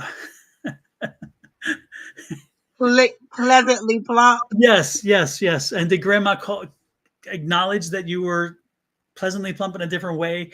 I got the goosebumps all over. So Grandma, this has to be your grandma, and you have a sister who looks a lot like you. Because at least a sister, but I'm getting one sister specifically. Are you very close to a sister that, again, not only do you look a lot alike, but you're drawn to each other very well? Because Tina, this is definitely for you. And I mean, Grandma has me now very tingly and excited. So this must be for you. She says Okay. she's from Southern California and her grandmother passed 2 years ago Okay. this month. Okay. And I'm pretty sure Miss Tina has a sister. She said yes. Okay. Yeah. And so have you are you in communication with your sister, or have you been talking to her? And because I'm not sure I'm not sure the worry is for you. Okay, the conversation's for you, and the messages, and so you're being here. Grandma knew this, and so that's cool. But the question, 96. Oh yeah, that makes sense, absolutely. But she was not a bit. She was a petite woman. She was smaller. She's showing me again that she was a smaller woman. And again, the sisters are in contrast. Not. I'm, Plump. yes, yes. Um, yes, but she's worried about. I think she's worried about your sister. I think she's worried about your sister, and so I think that she needs. I think what she's trying to give me information for is I have 2 younger years, 5 feel. Yes, I have 2 younger years, 5 feel. Could that be five years apart? Could be. Or 5 total? Is it could that? She says she's the chunky one. Okay. Well, no, she's showing me there's one more that's, unless it was your mom that she's showing me. Is your mom on the other side, or is your mom here? Because she's showing me like identical twins. It's like 2 of you look alike, but I'm getting sister energy, but maybe it's your mother. Maybe it's interesting. But she's worried about whoever this is again. So it's either your mom, whichever one looks a lot like you. She's showing me the 2, and she's showing me to be concerned and make the phone call, reach out, make sure things are going well, because she's concerned about the other one, and she's concerned, and you can connect to them in a way that other people can't. That's the relationship that comes out. And so make the phone call, have the conversation. She's going through something, and it seems to be a bit health related. And have the conversation, understand what she's going through. Don't delay with the phone call. Make the call. Okay. Was 6 feet. My mom deceased. My grandmother was 6 feet. My mom deceased. Okay. So yeah, but the grandmother was thinner. That's for sure. Because anyway, so yeah, the most important thing is if you could make make the call to your sister. Again, there's the one that looks closest like you is how I show, because she's showing me 2 of you. Okay, and again, it's like this duality, like and it's not. And at first, I was thinking she was telling me there was like 2 parts of you or something, but that's not the case. She was 5 feet. Okay, yeah. That makes sense. So anyway, yeah, give your sister, who again, the sister that is most connected to you, the sister who looks most like you, give her a call, because I'm being drawn to that sister, and that's what she's trying to direct me to. She's showing me the carbon copy. It's interesting because it's fascinating, because I think that the communication, there's a communication thing with her. Was she somebody who wove a tale, but yet she kind of confused you from time to time in the way into which she'd speak? Because it's like, that's what I'm getting. And it's interesting. I don't think it's an age thing. I think that she was just somebody who, that, when she spoke, sometimes you was kind of cryptic or something, or it didn't. I don't know, because I'm getting an interesting way in which she describes things and helps to understand things, and it's not the usual way, but it's not about her mind at the time of death. Is none of that. This is just kind of her way of thinking. She has a bit of a scattered thought the way it is, and she was also somewhat distracted, and so she was easily distracted, which is interesting. So sometimes she would lose focus. She would just go off, and you'd see her just kind of do this, and you're thinking, is she not, is something wrong? But no, it wasn't. She would just kind of, she would get bored, and she would just like, okay, I'm looking over here, So anyway, yeah, reach out to your sister, the one that, again, looks a lot like you. That's what Grandma is saying. And interesting. Yeah. But did you consider her like a mother? Because I'm getting the word mom. And so did you call her mom? Did you consider her a mom? Did she help raise you or something? Um, I have a sister, and I'm 20 years older, and one 10 years older. Okay. 10 years younger. Okay. Yeah. Okay. Man, that's quite a difference between the three of you. Wow, that's interesting. But anyway, did you consider her mom? Did she help raise you? Does that resonate with you? Because she's saying something about mom, and I don't think she's meaning your mom. I don't think she's meaning your mom when she says mom. So I'm getting this connection about yours to her. I called her mommy. Okay. Okay, that makes sense. All right. All right. Yeah, make the phone call. Whichever sister you're closest to, whichever sister you're drawn to, maybe call them both, whatever. Somebody needs a conversation, and it's about their health, and they may not even offer it initially, but kind of open up the dialogue and let them maybe come to that point if they can. Okay, give them a call, and don't wait, don't let it get too long. Okay, there you go. That was a little more complicated than I anticipated. It did go pretty fast, didn't it? Mm-hmm. All right, who's next? Who were we drawing on? I don't even remember. I don't remember because everybody popped their question in at the same time, and then you start getting the reading. Let's do Sunflower 89. Sunflower 89, do you have a specific question or a Oh general? my gosh, that's who I was looking at too, Don. Da, da, da, da, da. And the person who said, "Can my brother come through?" The spirits come through on their own. We don't call any of them through. They just show up and come through. We can't make anyone come through, but if they come through, then we'll let you know that they're through.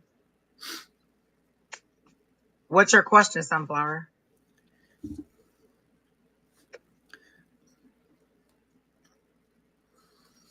Immediately I heard seek and you shall find. So I feel like you want to know something, but you're afraid to ask whatever it is. And so you're not getting the information that you want. And then I got that you're transitioning from one, like they're showing me you transitioning. And usually with the world card, let me cover these boobies up. Usually with the world card, you're transitioning from your old you to a new you. And usually with the world card, or it also could be travel, but they're showing me a new you that is what type of question can I ask? Anything except for love, Exactly what she asked. and that's exactly what you asked. My fault. I did that one.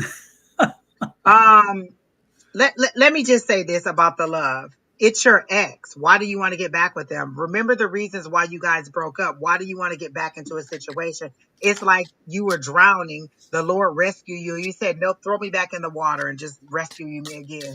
Like, why would you want to go back into a situation that you felt strong enough to leave?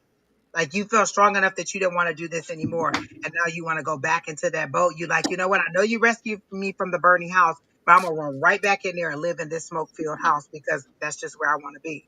So you're asking us, are you going to get back with your ex? But you didn't like this person enough to break up with them.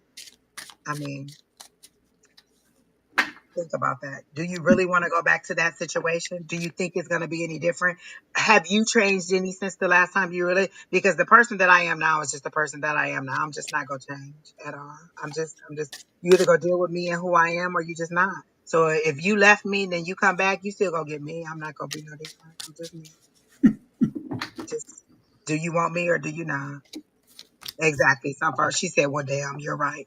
But I do get that you're transitioning to a new person. And I felt like when you left this relationship, you had like kind of like that tough girl thing. Like you found out you were a new you spoke up for yourself because I got kind of like you were kind of like a shrinking violet and you weren't speaking up for yourself. And then in this situation, you just kind of spoke up for yourself and you were ready to walk forward and be who you were. But in this situation, you don't quite like, you can't go back to who you were. You don't quite know who you're turning into be, but you don't know who you are now. And so you're like, wait, I want to go back. And they're like, nope, you can't go back. You got to go forward and you got to figure out who you're trying to be.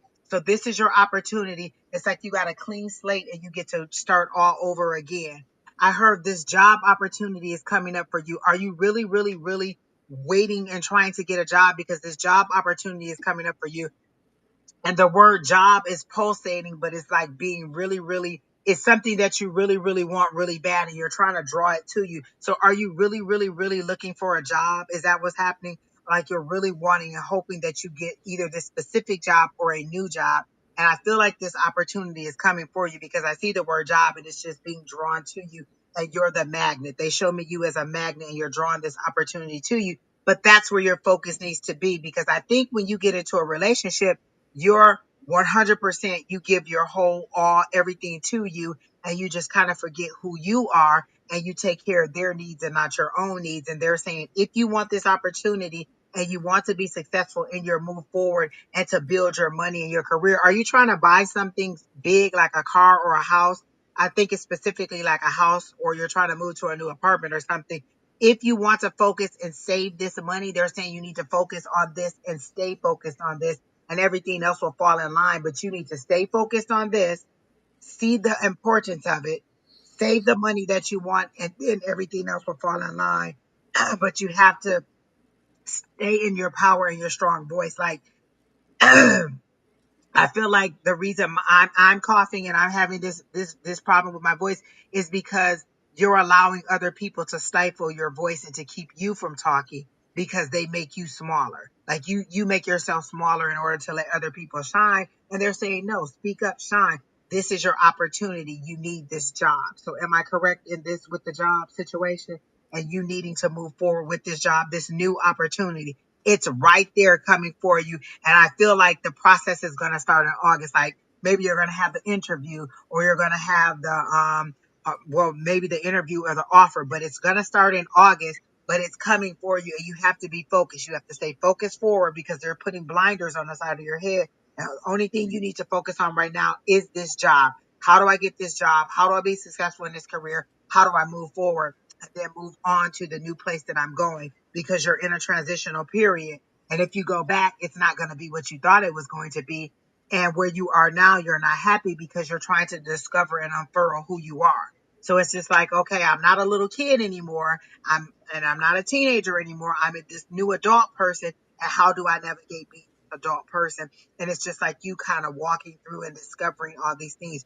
You got a clean slate and you get to decide who you are in the future. Whoever you were in the past doesn't matter. Whether you were a timid person, whether you were a quiet person, how you move forward, you decide.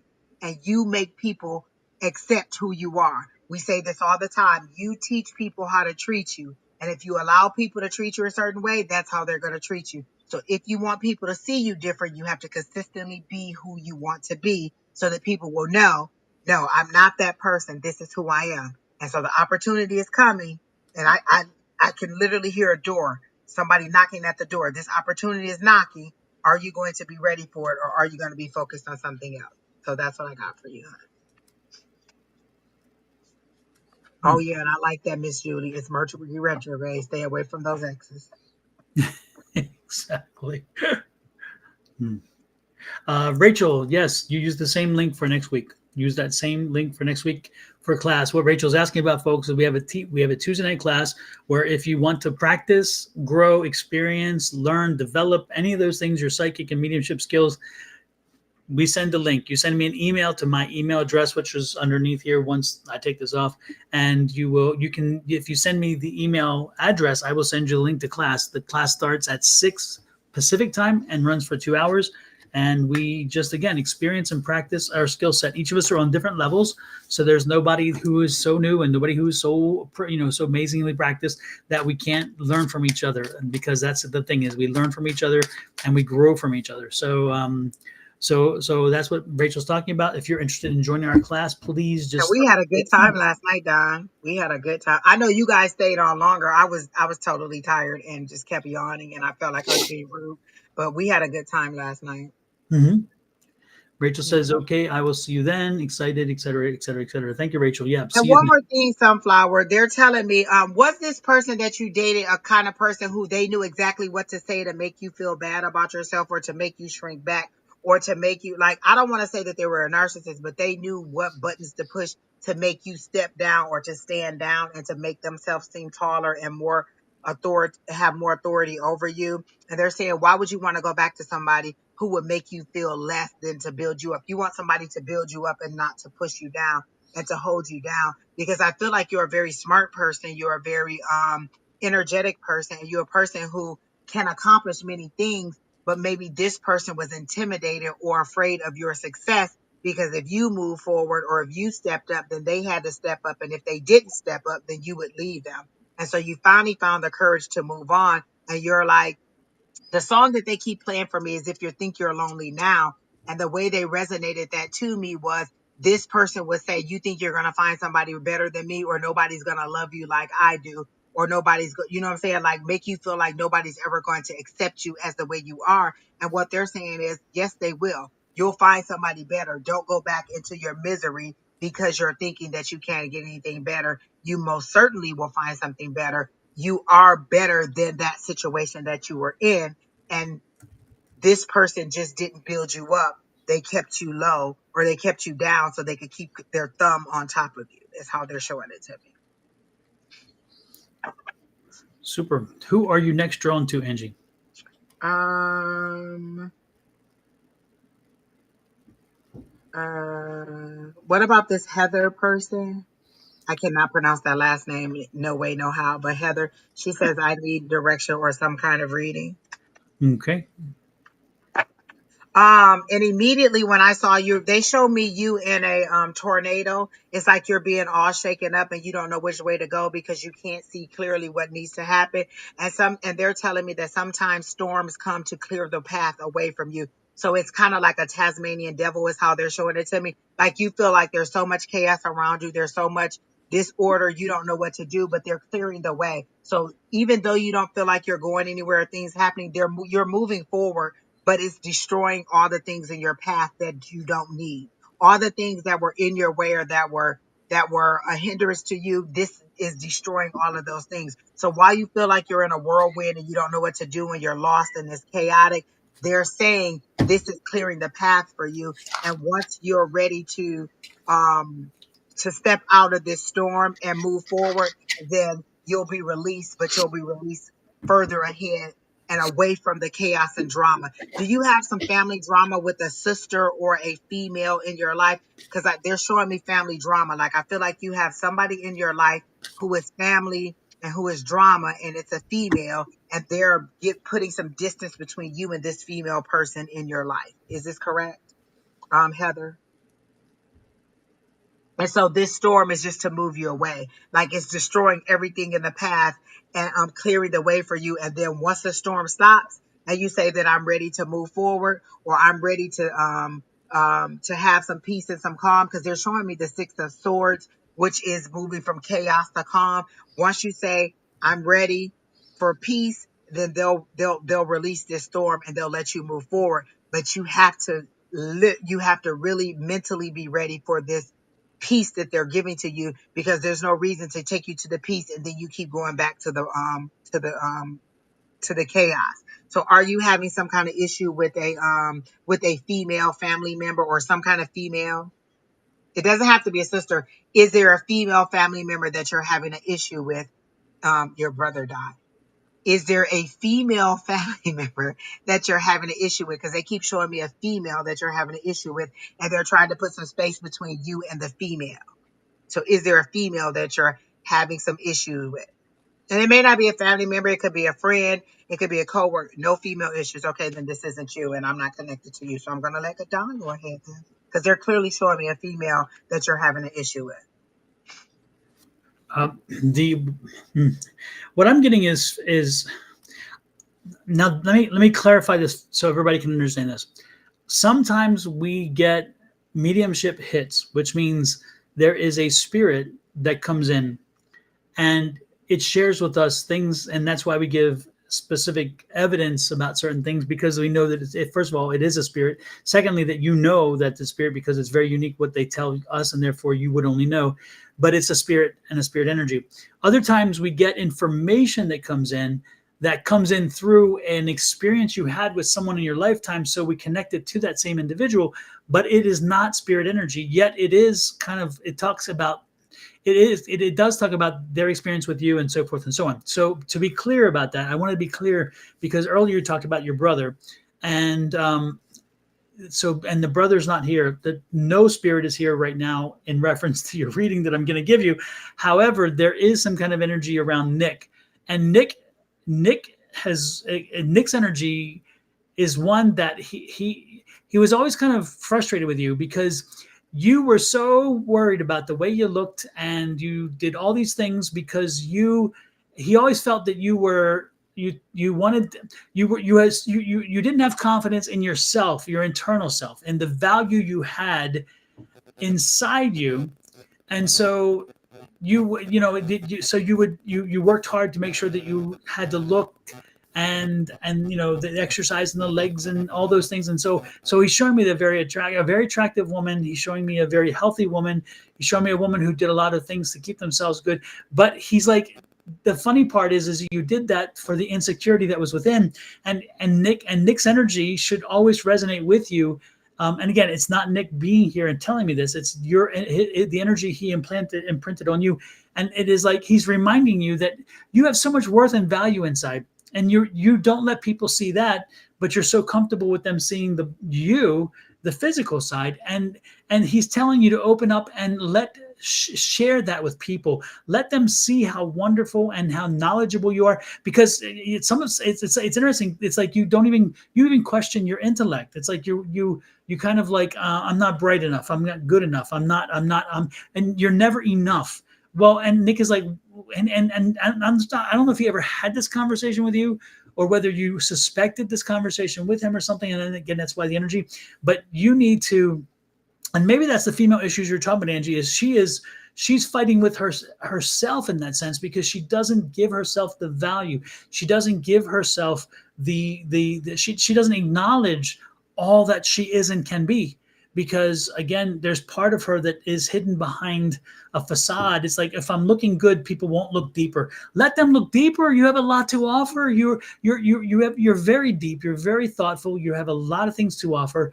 So don't hide them under a bushel. Don't hide them under a nice facade. Be the beautiful woman you are. Take care of yourself, absolutely, but also open up and let them see the beautiful woman inside. And I think maybe that's that conflict that you were talking about. I don't know.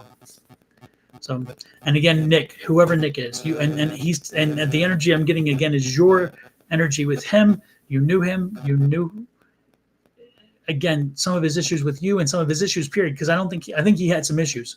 I don't think he was the healthiest person in the world. But again, that's why he would probably have that conversation with her. He'd be more direct with you. And I'm getting silent. She is So dead set on it being her brother. She doesn't want to hear anything but that we are connecting with her brother. So I think she's blocking out everything else that we're saying, unless it's her brother that we're saying, because you know how sometimes people come in and you're doing a mediumship read. Oh, now you're going to pull my person in, but we can't make a spirit come in. Like if they come in, then we'll tell you what they're saying, definitely. But if they're not, then we can't. And I think that's what it is. She really wants the brother to come through. Oh, she says she's driving. Oh, okay. Well, hopefully what I said resonated. And again, let that light out. Let your light out, shine to everybody. Let them see the inside. Let them know that there's somebody behind the facade. It's not just a facade. The facade is very nice, but there's something so much more, so much deeper. You have wonderful ideas. You're full of information. You've learned so much, and you put so much away. You have so much to offer. Were you an actor or something? Or at one point, were you on the stage? Because I'm getting again this again, and maybe that's and I facade. just keep hearing, I want to escape, escape, escape. Like she wants to escape whatever this is. And Mm-hmm. so they're separating her from whatever this drama is. Mm-hmm.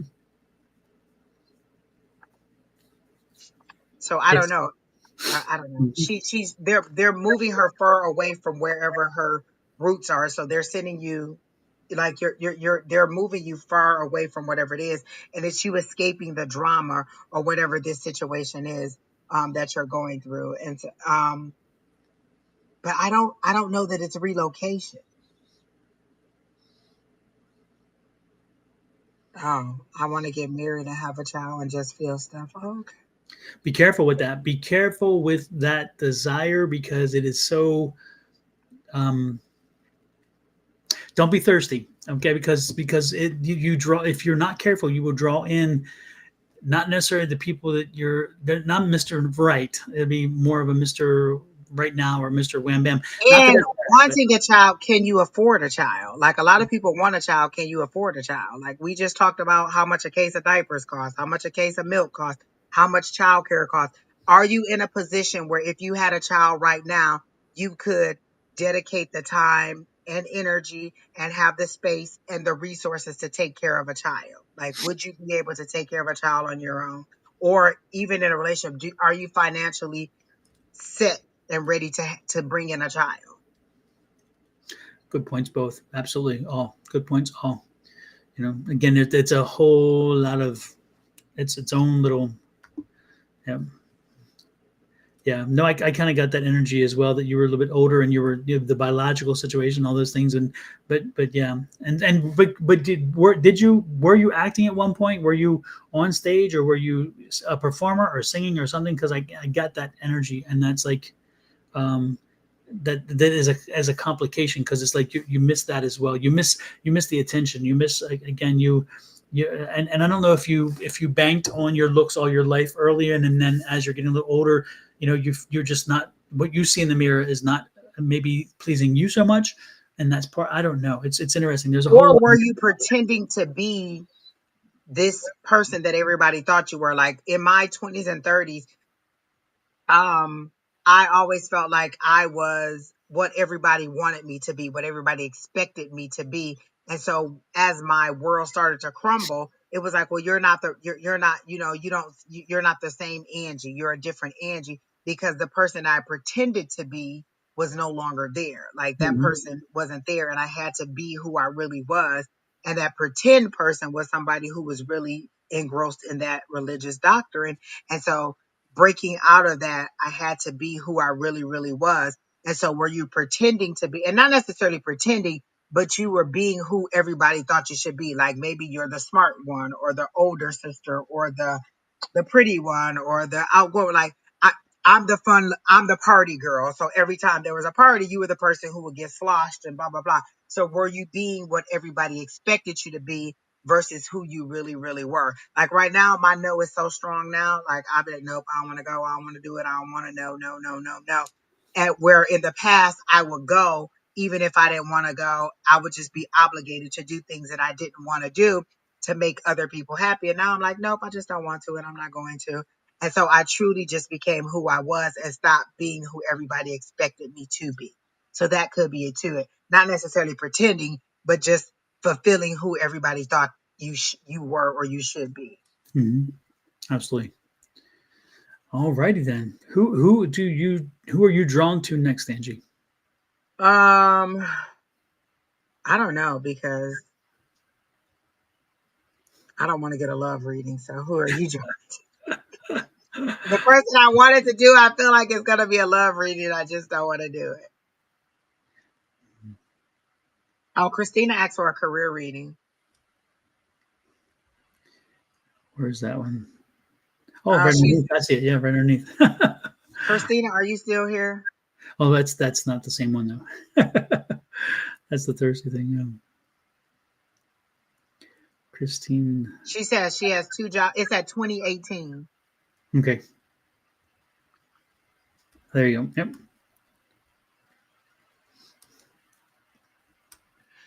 I actually heard, do you want either of them? Like, I don't feel like either of them is what you want. It's just you're thinking that it's the natural progression of what you want. What is it that you really, really, really want? I don't feel like you want either of the jobs. Like, it's just, okay, well, these are the opportunities that are available. But if you look outside your department or even outside your organization, you can do whatever it is that you really want to do. So they're showing me like a cubicle. They're showing me computers. and they're showing me wires. So are you in IT or some kind of technical field, or is that where you want to go into? Because I don't feel like either opportunity is what you really, really want. You really want to do something else, and it's totally outside of the range of what you do now. So what is it that you really, really want to do? Is that the IT stuff that you want to do, or is it the IT or technical stuff that you do now and you don't want to do it? Your heart isn't in it. Like they're showing me that your heart really isn't in either of the positions. It's just a natural progression. And these are two applications that I just applied for. I think that I'm qualified to do it, but it's not necessarily what I want to do. Like I can remember for years having jobs that it paid the bills, but it wasn't my passion. So what I do now, I really love doing. Like I have multiple jobs and I really love all of the jobs that I do. So is either of the jobs what you want more money?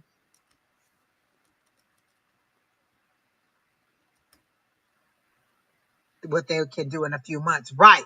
So what is it that you really want to do? Is either of the jobs what you want to do? I know you want more money, but either of the jobs, is it something that you could see yourself doing long term? Or are you just jumping out of one box into another box? Like, I didn't like this job and I'm just jumping into another job that pays more, but I don't want to do it either.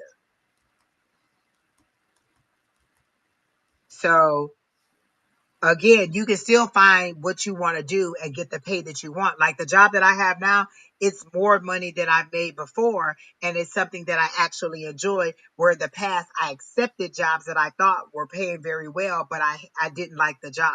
So pursue what it is that you really, really, really like doing. It's not what you want, but it's what you know. Then what is it that you want to do? Sometimes these things happen because it's for us to discover what we really want to do and to pursue what we really want to do. So what is it that you really want to do? And have you looked for any opportunities in that area? Because you may discover like, wow, this pays even more than I thought it would. Or I have more opportunities in that area than I do in this small bubble that I'm keeping myself in, because they clearly show me that this isn't what you want to do. It's just what you're deciding to do because it pays the bills. And so they're saying, what do you want to do? So basically, your higher power is saying, I have all these resources. I have all this things that I can give you, and you're going for the bare minimum. You're going for the bottom of it. I can give you anything that you want. That would be like my son wanting something and not asking me for it because he doesn't think that I can give it to him. Well, I mean, I really want this, but I don't think my mom is able to give it to me, so I'm just not going to ask her for it. My higher power is like, how dare you not think that I can do it? How dare you not believe? Like, how are you believing in a higher power that can't give you anything that you want or cannot make your dreams and wishes come true? You're not wishing or dreaming or hoping big enough. And so they're showing me the magician card, but instead of it being upright and you waving the wand, it's to the side and you're laying the wand down and looking at it as like, well, I mean, whatever. And so they're saying you can have anything you want, but you're not even asking because you don't even believe that you can do it. So you're believing in a higher power that can't even grant your wishes, is how they're saying. That's strong. Ooh.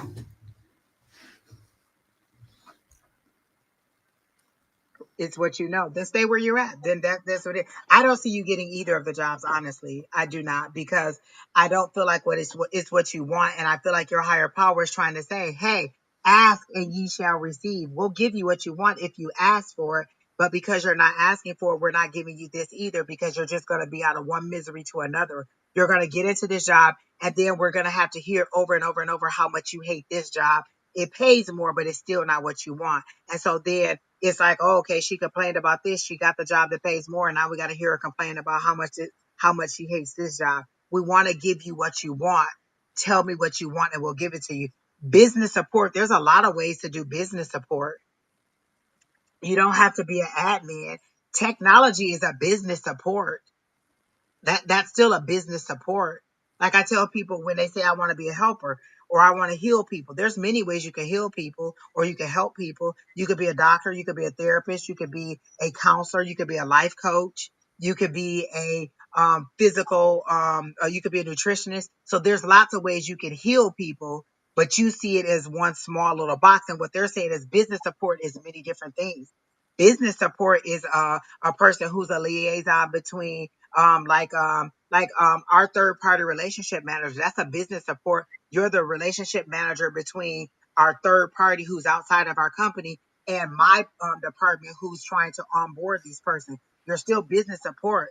It's just a different role. So you have to decide what business support looks like to you. There's many different ways to do business support. So I just don't think that you're going to get either of the jobs. They're not showing me you getting either of the jobs, unfortunately. Exactly, Miss Julie. Tell me what you want, what you really, really want. Oh my gosh. And I heard it exactly in the, was it the Spice Girls? I heard it Spice exactly Girls. in the voice. I heard Yep. it exactly that way. I contained myself because I was so wanting to. I'm like, I no. heard it just like that. Exactly. I was like, no, I'm gonna be quiet. I'm gonna let Angie finish reading. But when you did it 2 or 3 times, I'm like, oh my god, oh, you're killing me here. You're killing me, Yeah. Smalls. You're killing me. Because anytime I have a chance to come up with a song, I'm gonna do it. So I don't know if you got anything for Miss Christina, but I definitely don't see her getting either of the job. Yeah, I wouldn't be measuring drapes and yeah, not today, not today. And they're saying, don't be fearful of stepping outside of your organization. Like they show me you in a doorway, but you're fearful of stepping out. And they're like, why? Yeah, it's something that you've done for a long time, but you could, there's other opportunities out there. You don't have to stay there forever.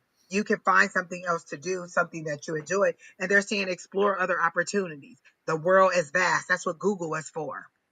Find something else that you want to do that is a little bit more aligned. Like you could just Google business support jobs and see what comes up and see how many different opportunities come up for you.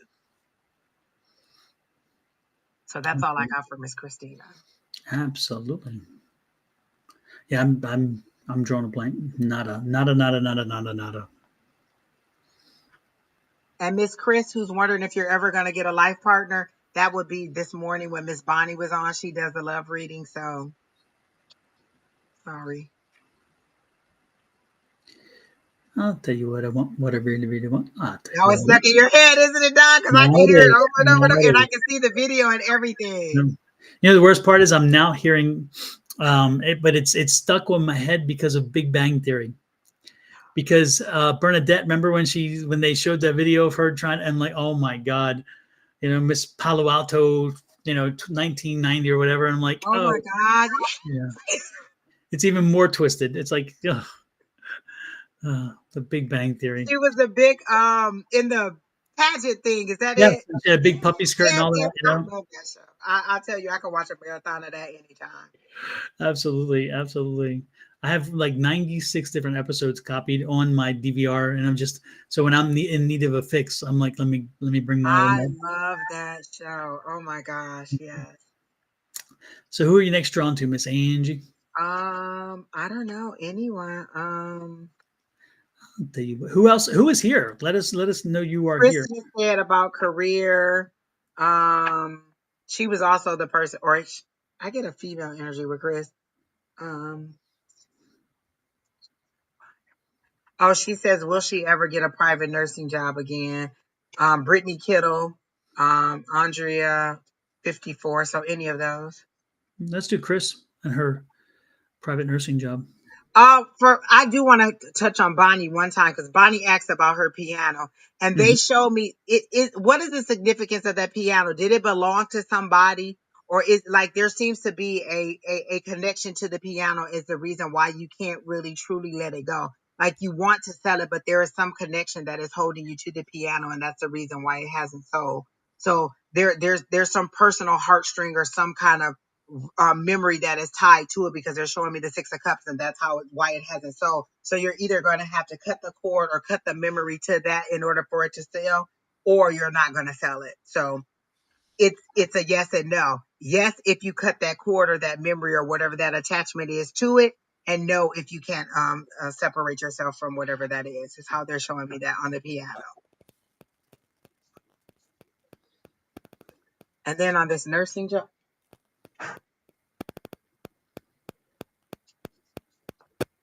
my son just laughing. I don't know where he went.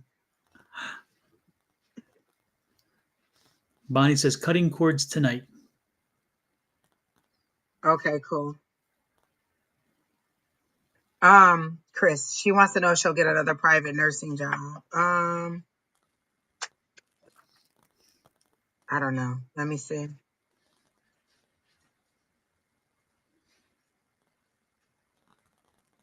Let me see what I get for Chris.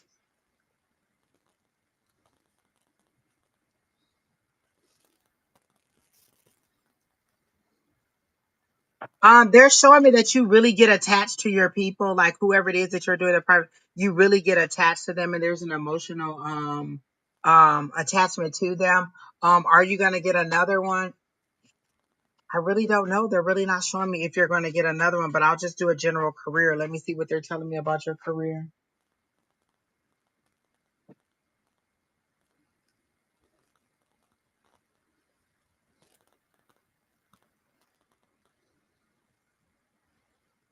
Okay, let me see if I get anything general for career. Don, if you get anything, you can go ahead. Well, for me, it's interesting because I don't know. I don't know. For me, I just wonder. Yeah, no. The impediment. It's like you're the impediment. Why would you ask again? Why do you ask the question when you know that the answer lies within you? It lies with you. And so I'm at least that's what I'm getting the energy around it is that the energy is yours. You are the impediment to making that happen. Are you not putting the word out? Are you not networking? I mean, what is it? Why is it that things aren't adding up? Because again, I'm getting the feeling there's no reason that, because again there are opportunities available, there are people available to, and you have you have the skill set. So my feeling, it's you. And so what's holding you back, or what are you not doing? And again, you are your impediment. You are keeping yourself from an opportunity like this. So what is it that, why is there a block? Why are you blocking it? If you remove yourself as the block, if you remove yourself as the impediment, I get no energy that says you can't do it. Everything is positive. But the one thing that is, as I track back through the energies, again, is training, education, certifications, all those things. Yes, you got those things checked. What is the thing about you? Why are you not allowing yourself to allow this to happen? Again, you're blocking. Right, and Don, what I heard was, where are you looking? Because lots of people need personal assistance for, like need home health care people. So, are you just trying to find? Are you just trying to find a wealthy family to take care of one person, or are you looking to be a private nurse for multiple people? Because they're showing me like there's lots of people who need um care nurses, but are you just trying to find somebody like a wealthy family that you'll just work for that one wealthy family? That's how they're kind of showing it to me. Oh, private pay. That's still accessible. I mean, again, it's out there. The question is, what are you not doing to make it to make it happen? And I mean, it's a networking question. What is it you're not? What is it that you're not doing? What part of And the aren't program? there recruiters that'll do that for you? Absolutely. Not only recruiters, but there are physicians who love referrals, love having somebody to refer, because especially physicians who work with the geriatric set, that's what they do, and so they're always looking for good quality care. Exactly. Yeah, through word of mouth. And that's what my point is. What is it you're not doing? Why are you not networking? Why are you not out there connecting to and meeting the people who can get you, that will facilitate the connection between you and these people? And again, that goes to geriatric nurses, geriatric doctors, the folks who work with this clientele, also the clientele that are, that are the facilities that are private facilities that are that require that you be wholly healthy, and therefore therefore they, a nurse would be important for them. I mean, there's yeah, you're not, the energy has to, you have to put the energy out that you want this, and you have to do the search, and you have to make it happen. And I just feel that you're not putting the energy, you're not doing as much as you can, because once you do, you're going to find it. It's going to happen. And again, you've already been part of the mix. You've already been in the conversation. So it's not that difficult to get back in there. Well, again, you said probably because I have a master's degree and I am also a nurse practitioner. None of that will keep you from, I mean, the nurses are needed these days. So none of that would keep you from it. I just haven't taken my board exam. Board exam for the nurse practitioner or board exam for what? Because again, you say you're a nurse already. So again, you to be a private nurse, you don't necessarily have to be a nurse practitioner. At least I don't think that's the case. Is what the energy I'm getting. Because I'm not. But you are a licensed nurse, correct? Because to be a nurse practitioner, you've had to have your PN and your RN or whatever. Yes, a registered nurse. So again, why you're throwing shade, you're throwing smoke, you're putting, the reality is if you want it, you have got to identify yourself as wanting it. You've got to put the energy out there that you want it. You have to set the affirmation that it's coming in and then draw it in and do the work. Again, if you are already a registered nurse, and being a nurse practitioner is not required to be a home health provider. There's no correlation between the two. It's just a higher level of qualification.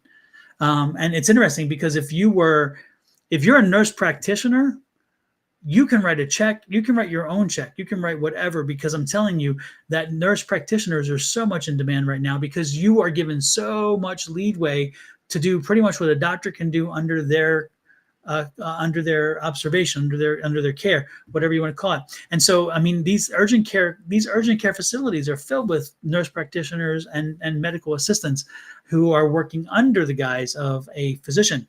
So if you don't take the board, if you haven't taken the board to get certified as a nurse practitioner, then you need to do it. But that's not going to keep you from being home health care. Home health care does not require you be a nurse practitioner, especially in a private setting. The qualification is have you done it before? Are you good at it? Do you have references, etc.? So again, in my opinion, you are the impediment. You have got to get off your ass. You've got to get off your ego, get off your mind, and do something to get out there, to get your word out there, to get yourself out there, and later on take care of the board or whatever. But don't marry the two, because they're mutually exclusive. They are not requirements. Okay, that's exactly, what I'm getting. Alexa. I'm so confused. Yeah, sometimes as you peel the onion back, you're like, really? Come on. Okay.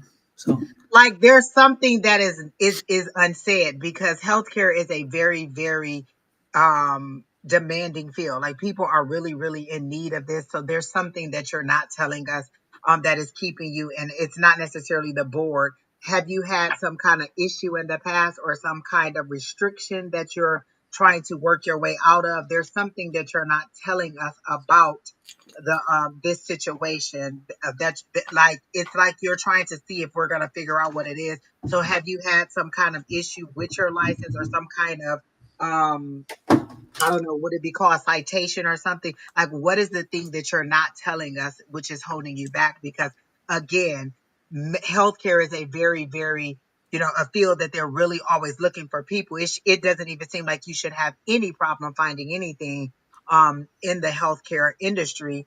So there's something. So you got your license, then I don't understand what it is. New York. Oh, you're in New York. So you're not in, doctors aren't in demand, nurses aren't in demand in New York? I hit the bullshit button on that one. Nurses are so much in demand. Not nurses are very, very, very much in demand. And Chris, you may not know my situation or my history, but I'm married to a doctor. I'm married to an oncologist, and getting nurses is extremely difficult. And he talks over and over about the need for nurses, not only for his cancer center, but because he's also director of the cancer center, but also for the hospital, and the hospital cannot fill all of the nursing needs. It just doesn't. So again, nursing is very much in demand, and he said over and over again, he tells people over and again, if you ever want to enter a career where you can walk out and ask your own price, ask your own situation, nursing is it, because nursing right now is, and it's been in high demand for quite a while. They are not putting out enough nurses. So as I have said before, the impediment isn't the culture, it isn't the employment, it isn't the licensing and one of those things, because that wasn't the issue. It begins and ends with you, Chris. You've got to get off your duff and make it happen and put it out there. And as you get out there and connect, you will easily get a job. But it starts with you. That's what I'm getting. And if that insults you, or you felt insulted by what we said, that's not what we intended to do. You asked the questions, but then you buried it under a lot of smoke and mirrors, and we had to when you have to peel back an onion and work hard, it's like something doesn't seem right, and some of the things you said. But part of that is, again, is deflection, and deflection is a good way of not taking responsibility. But Chris, you got to take the responsibility. If you want a job, you can easily find one. And again, if you want that private job, it is a bit harder. But again, make the connections and get back out and network and remind people you're there. And don't be surprised, because again, there are a lot of wealthy people in New York. There are a lot of Like, wealthy. what are you doing now? Like you said, will I ever get one? It seems like you should have went for one private nursing, like, okay, this person is, and then right to the next person, then right to the next person. Like, how long has it been since you've had a job, or what are you doing now in nursing? Like, what is it? Like, what is the reason that you've had such a long stretch, or are you not? Like, I don't know. I wish you well. I don't see any issue with you finding a job. As far as the field of it and the opportunities, whatever it is, it's something personal that you're doing that's keeping you from getting a job, not the industry, because it seems to be opportunities out there, but there's something that is not being said is the reason why you're not getting the job. So Yeah. I and it's interesting because I've had tenants in the past in some of my, and especially in one of my condos, that required 24-hour care nursing, and again, private. And so she had two nurses, one for 8 hours, another one for 8 hours, and then a caregiver for 8 hours. Again, the opportunities are there, and again, they are abundant. And whenever she would lose a nurse, it took a long time to get one back, because again, they could write their own story, they can write their own check, they just say, this is what I want. And sometimes it's like, man, it's hard to write that check, but guess what, they write that check. So again, Chris, I think it lays at your doorstep, and I wish you well. But the first part of dealing with this is accepting your role. If you don't accept your responsibility, I'm not sure you're going to move beyond that, because again, to understand the problem, you got to understand the root of the situation. So, okay, we'll leave Chris alone. I think Chris. you pick the next person, because I obviously did not do a good job on that person. And I just kind of get that Seven of Swords feeling, like, seriously, like there's a Seven of Swords that they keep showing me. So there's something there was something unclear. Yep, absolutely. All right, who else do you want to draw on and hopefully have a better response? I'm definitely not gonna pick the next person. Oh my goodness, Tanya's name came to my thing. Okay, there you go, Tanya. Yeah, Tanya, have you hit the subscribe button, by the way? It's I thought I saw love. My eyes almost jumped on my head, but general, I can take a general. Let's see. Yes. Tanya, make sure you hit the subscribe button for Angie. This is her. Well, it's supposed to. How come it didn't work? We'll see. Okay, there we go. Make sure you have the subscribe button for her. And now, okay, where did that go? Okay, hello. This system is kind of freaking out on me here. There you go. And then once you've gone to her site and you've hit that subscribe button, before you leave mine, because you're on my side apparently at this point, make sure you hit that subscribe button. But if somebody else is not on my side yet, please come on over and join us and hit the subscribe button. So what you got for Tanya there, Miss Angie? She seems like a really young lady. Like, I feel like early like 20s or 30s. Like, I don't feel like she's far along in her life. I get a young energy from her. And if you're not young, then I get a very vibrant young energy, like starry eyed. The world is still your oyster. You can still accomplish things. You're going through an emotional situation because they show me water. And I thought it was maybe the picture behind you, but they showed me a pool, a swimming pool and water, and the water is clear. So you're going through an emotional situation that, um, you seem to know what to do, but you seem to like being in it. You seem to like whatever it is that you're going through, and you're not trying to get out of it. Like, it's not a heavy situation, but it's not the ideal situation. You're turning 42. Oh my gosh. But your energy is such a light and youthful energy that I get from you. I don't get anybody in their 40s. I really get somebody in their 20s or 30s. And you still seem to have a very optimistic attitude toward what the world is, but you're going through a very emotional situation.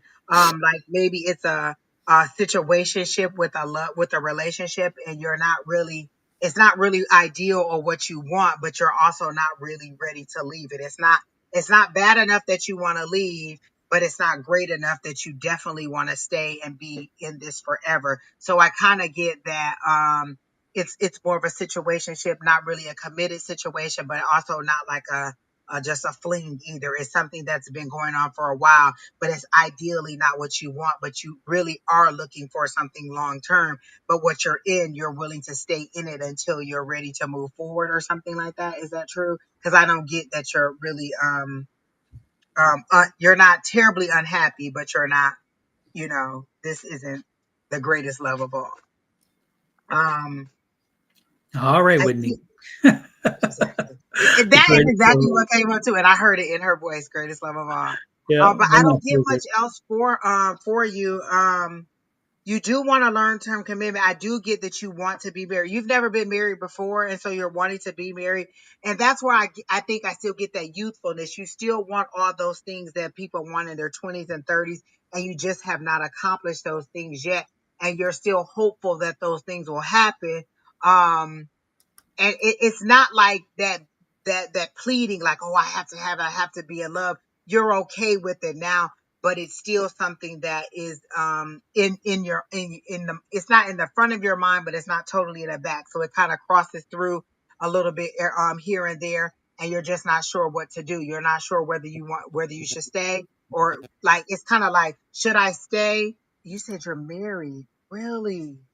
It just doesn't seem like, like you're really happy in the situation, but you're also not unhappy enough to leave the situation. It's how they're showing it to me. Um, and so, wow, you are married. I do not get that you're married at all. Um, but I get that you want to be happy in a relationship. So you're not terribly unhappy, but you're not super happy in this situation. And is there a little girl? Do you have a little girl? Because I get a little girl, or you want a little girl. Um, to that like, you just want to share those mother-daughter moments with a little girl. So either you have a little girl or you want a little girl that they're showing to me, a little that's looking up to you, and that you just want to do so. Like, I don't get that there's any situation at all that is terribly out. Like, I don't get any highs and lows for you at all. I don't get that you have any concerns that you really, really, really need guidance on. Like, your life seems to be very even keeled right now. So I don't get any energy either way with anything that you terribly need guidance on. So for me, I don't really get anything.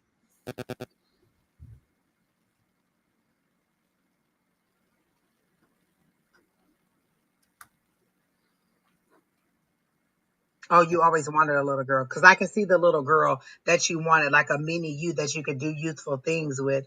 And I don't know that you still want that now, but I don't get any kind of upheaval anyway. I don't get any serious concerns either way. Like your day is just kind of take it or leave it.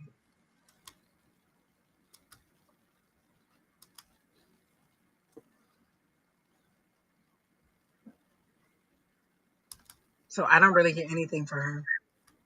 Anything serious or out of the norm, like where she really needs some guidance on it.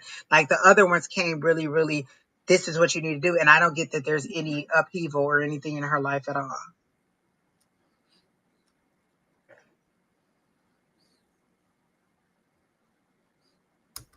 Yeah, I'm going to turn the cards for that one because I'm like you. I don't really pick up. Her energy's so light. Mm-hmm. Like there's nothing really going on. And maybe that's it. You want something to shake up and to give you some kind of vibrance, but I don't get anything.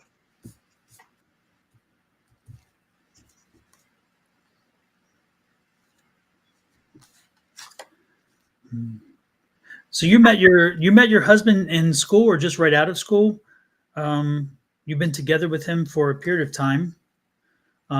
It's interesting because you guys seem happy, you know, and it's interesting because it seems like he was meant to be the one. He's on your path, which is interesting there as well. And you put him on a pedestal. You still see him as somebody very special. And look at this again. You put him on a pedestal. It's quite interesting. Again, I'm like you, Angie. I don't She pick up a says lot of. true, but been thinking about leaving. She was 16 when she met him. Yeah, no, I saw that because then that was the young love, and again right out of pretty much yeah, you guys got yeah. You're just I think you're bored. I think you're bored, and I think that you need to. But again, I think that I get he's part of your path, and he was. I mean, you guys have developed together.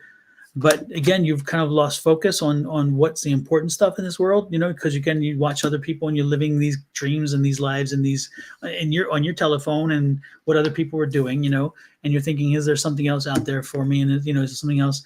But That's funny that you say that because I heard the grass isn't greener on the other side. Like you think, listen, the dating pool has pee in it. Don't do it. Don't do it. yeah, And then I got like, you just need to speak up. Just tell him what you yeah. want. That's because I got this Queen of Swords and you just need to speak up and say what you want. Yeah, and it's interesting too because I see you again. This is that energy of you want to you kind of you're curious. You kind of a lot of energy that you want to just kind of like be free. But I just don't think that it's all that it's it's not going to live up to it. So you can make the change. This is the change that you can make. You can make the change if you need to make the change. But the question is it going to be as freeing as you think it is? And it's funny because I don't think it is. I think that the hangman here is saying that that's not. And look at this. Yeah, this is not gonna lead in a good direction. You need to really spend some time and understand that maybe you're just going through a 7-year ache or a 17-year ache or 27-year ache or whatever. But again, you at 37-year-old the ache, whatever it is, 35-year. The point is that figure out that yeah. I think you're just bored, and I think that you need to have a conversation. I think maybe you guys need to get counseling because, again, I just think that the relationship. I think it's not the relationship that is the problem. I think part of the problem is empty nest syndrome, and then you also have the problem that that again you may not talk as much as you need to. Maybe you need to have a conversation, more conversations. Maybe you need to have deep conversations. The things that you don't want to stir things up. Maybe you need to stir things up a little bit again to get you to the point where you feel like again, you just need to live again. You need to feel loved. You need to feel somebody's attention on you. You need to feel that you need to feel you just need to feel that somebody else finds you attractive. It's like this feeling of I'm getting older and nobody looks at me. They look through me. And again, maybe I would maybe part of the process is you you know, you looking in the mirror more, and you understanding who you are and evaluating that. Maybe dress a little differently. Maybe, if that it helps you feel better. Again, it's all about your feelings and emotions, and so if there's some things that will help you feel better about yourself, something that will help you feel better about who you are, how you present, then do those. Whatever it is that helps to shake things up a bit. But again, I don't think I would walk away. I would do things to kind of have the conversation and to help spice things up a bit, because I think that, again, that connection is too strong. That's what I'm getting.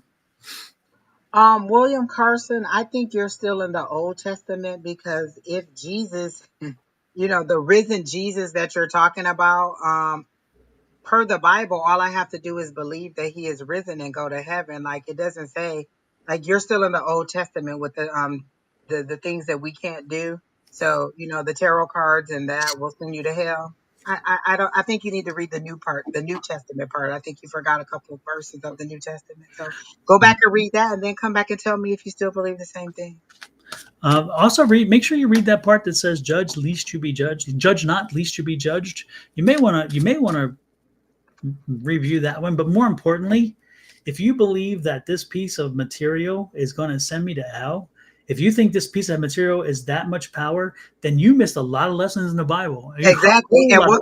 what kind of God do you serve, that God is going to send me to hell? I can believe in Jesus and be saved and have eternal life, but because I do tarot, he's not going to let me into heaven. But you can judge me on that and you still get into heaven, but they're both sins in your eyes. So let's I mean, just think about that. Hmm. Yeah, it's Not interesting. one sin, you've done them all. But I guess you didn't read that verse either. Reread the New Testament. Yeah, yeah, And maybe. then if you don't like it, you can always just click off of our channel. You don't have to be here. Yeah, and one thing that Angie said that that I would stress, just the one word, is read. Read. If you spend time at church in front of a preacher and you hear them giving you hellfire and damnation and all that stuff, and you haven't read to completely understand the Bible, then you've got problems. Because I can tell you what, you may think you're talking to folks who don't know jack about the Bible. Yeah, we're not those two people. We are not those two people. Both of us grew up in very religious situations, and Angie wrote a book about it. Lord have mercy. So when it comes to religion, and when it comes to trying to understand religion and what was said here and there and the other, no, You are believe me, basically preaching to the choir. you are. Yeah, and so and yeah, bless you, child. Bless you. Now go away. Lord have Exactly. mercy. But I do appreciate the fact that you worry about my soul. Just don't judge my soul, okay? Because guess what? Exactly. When I get to the pearly gates, and you're standing beside me, and they look at you and say, "Damn, you were kind of judgy. You come on in, and no, you broke the rules. You go. I don't know. I'm just saying, watch for your own health and your own religious whatever, and I wish you well. You know. Okay. I knew there was something about Andrea 54 Hector. Um, the rest of the people have read on your situation repeatedly. That's why I knew that I wasn't reading on it about you and your daughter.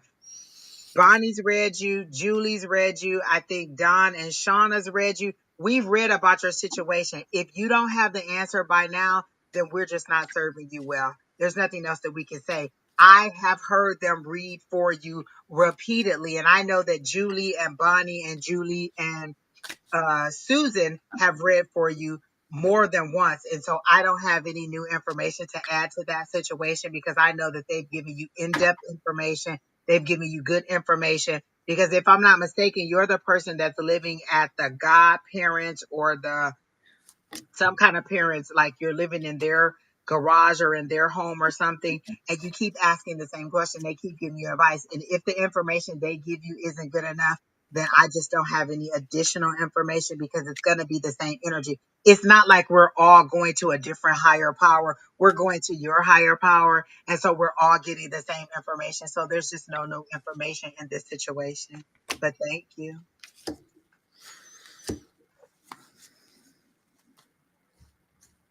And believe it or not, we talk. I we watch talk to all each of them, but I remember because I know because every single time she says, "Me and my child is homeless." Yep. And I'm like, well, wow, they're reading this person again and again and again, and they keep reading you. The cards aren't going to change because you keep asking the question over and over and over again. Yeah. It's the same energy, the same thing. What are you doing to make your situation better? Like when I needed more money to be able to afford the apartment, I got more jobs. So are you bringing in more income? What are you doing to bring in more income? Or are you just waiting on this? I think you're waiting to find out if you're going to get into this government program. That's what it is. If I'm not mistaken, you're waiting to see, and they've told you repeatedly that answer, yes or no, regarding that program. And you're just asking over and over and over again to see if we can speed up. We don't speed up time. We just tell you what we see. So asking us over and over again doesn't make the clock go any faster. It just kind of frustrates your guides from asking you, or your higher power from asking over and over and over and over again. It's like if your daughter kept saying, "Can I have a cookie?" and you say no, and you keep asking over and over and over, the answer is still no. Yeah. So Yeah. And it's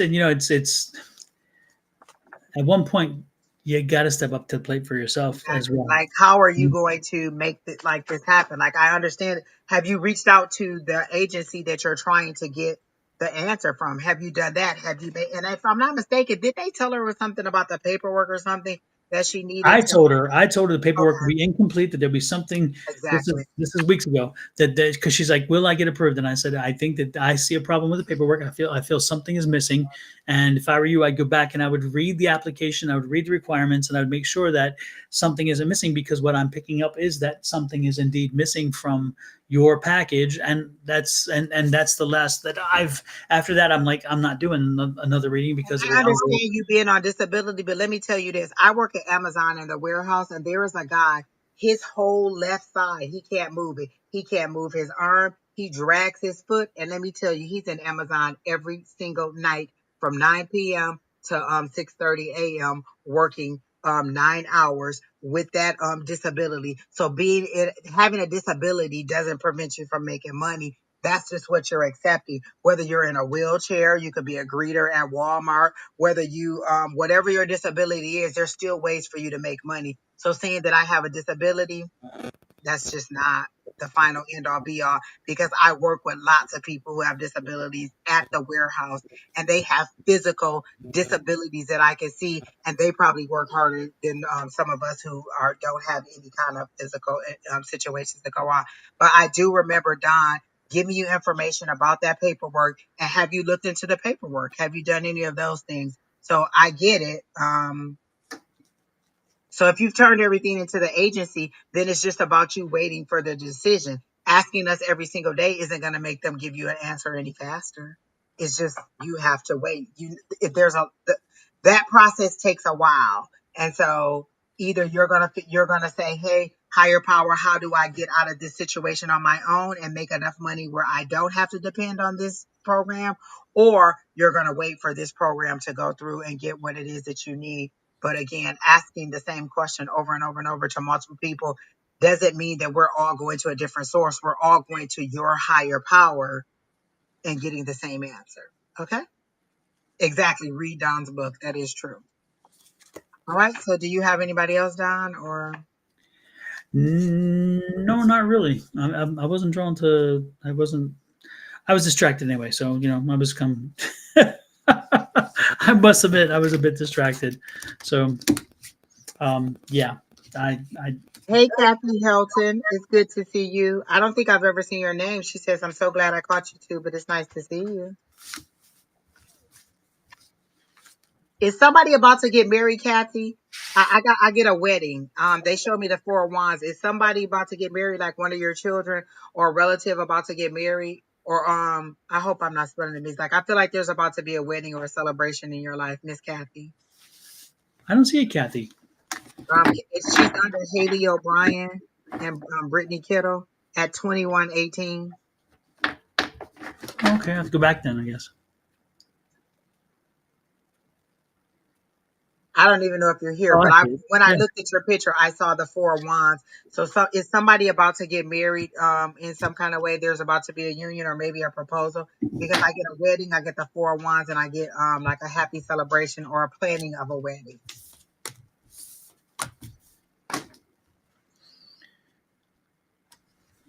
Kathy, are you Maybe here? she's not here. Maybe she's not here, but I saw that immediately. So somebody's about to get married in her family. Deborah Schmidt, I didn't even see your question, so I don't know. Yeah, I didn't see a question either. Reply to Kathy Hilton. I am here, not that I know of, going to a funeral. Oh, you're going to a funeral. I got the Four of Wands. I didn't get a funeral. I got well, no, I got the Four of Wands, and I don't think that's a funeral.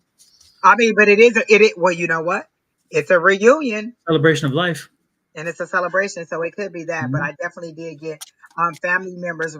So Four of Wands is reunions, reunited with family and friends, and a celebration. So it could be a celebration of life. I do see that, and I don't feel like it's going to be a. I don't get it that it's going to be a sorrowful time. I get like a joyous occasion where everybody's kind of happy and the family's back together in a large group together again. Deborah says general. Okay.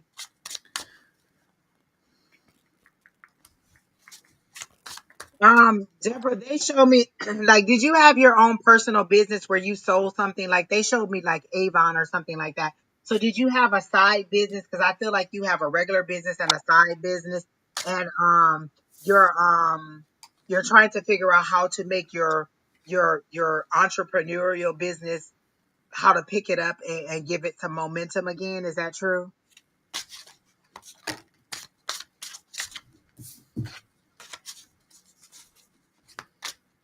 Work and finances. Do you have a side business, or are you thinking about doing a side business? Because they showed me a personal business, like something you would do. Like again, they showed me like an Avon salesperson or somebody who has a side business in addition to their regular business. So if you haven't started a business, they're showing me that you should go ahead and do it. And is it something to do with baking or cooking or something like that? Because they're showing me cupcakes or they're showing me cakes. So is the business that you want to start or your other ability or skill that you have something to do with cooking? And they showed me the Three of Wands. So you're waiting on this opportunity, or you're waiting for something to come. Like you planned for something and you're just waiting on that opportunity, or you're waiting for whatever it is to come up for you. Antique and vintage furniture. Have we read for her again? Because somebody else, and you were trying to figure out how to build that business up again. I feel like we've read for you before. And you weren't sure how to revamp your business or get it back on track. And we gave you all of these um, things to do, or how to get your business back up online. I feel like I remember that. But yeah, you're trying to figure out how to revamp your business. Is that correct? Or how to get your side business back on track? And they're just showing me that you have all this inspiration, all these ideas, but you're not following through on it. And is there there's a heavy burden that you're carrying? Is it a financial situation where you need to make some money and you need to unload these products, or you need to get these things out? Are you thinking about having a grand reopening also? Is that what the celebration is? Because they're showing me that you're thinking of like having another grand reopening, but you don't really know how to do that. And you're looking for some guidance or someone to help you on how to move forward and to like revamp yourself and make yourself new again. Like you're trying to shine yourself up and make yourself look new again, but you don't know how to do it, and it's a burden for you. You want to know if it's enough. Oh, okay. Okay, Well, cool. you've definitely planted the seeds. So, and that's a good thing. And so you need to, they will, it's saying if you planted them and you're confident, they'll grow. And I do see a celebration here. So it seems like those two questions, that question, those two questions that were rolled up into one, they seem to be answered right there, which is nice. So it seems like you, again, you've put some work in. You've figured out some things to change, some things to move, because again, it was a financial. You were in a bit of a financial crunch, but you've done some adjustments, and again, now you have to sit back and let them take root. But I think it's going to work out well. And I get a partnership. Like I got this Three of Pentacles, so I feel like you're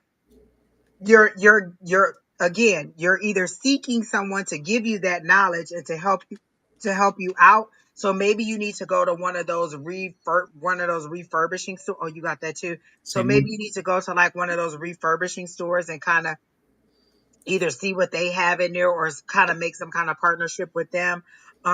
Or maybe get some clients that way. And then I get the justice cards. Are you waiting on some kind of judgment or some kind of decision in your favor? You got the justice card too. So I don't necessarily.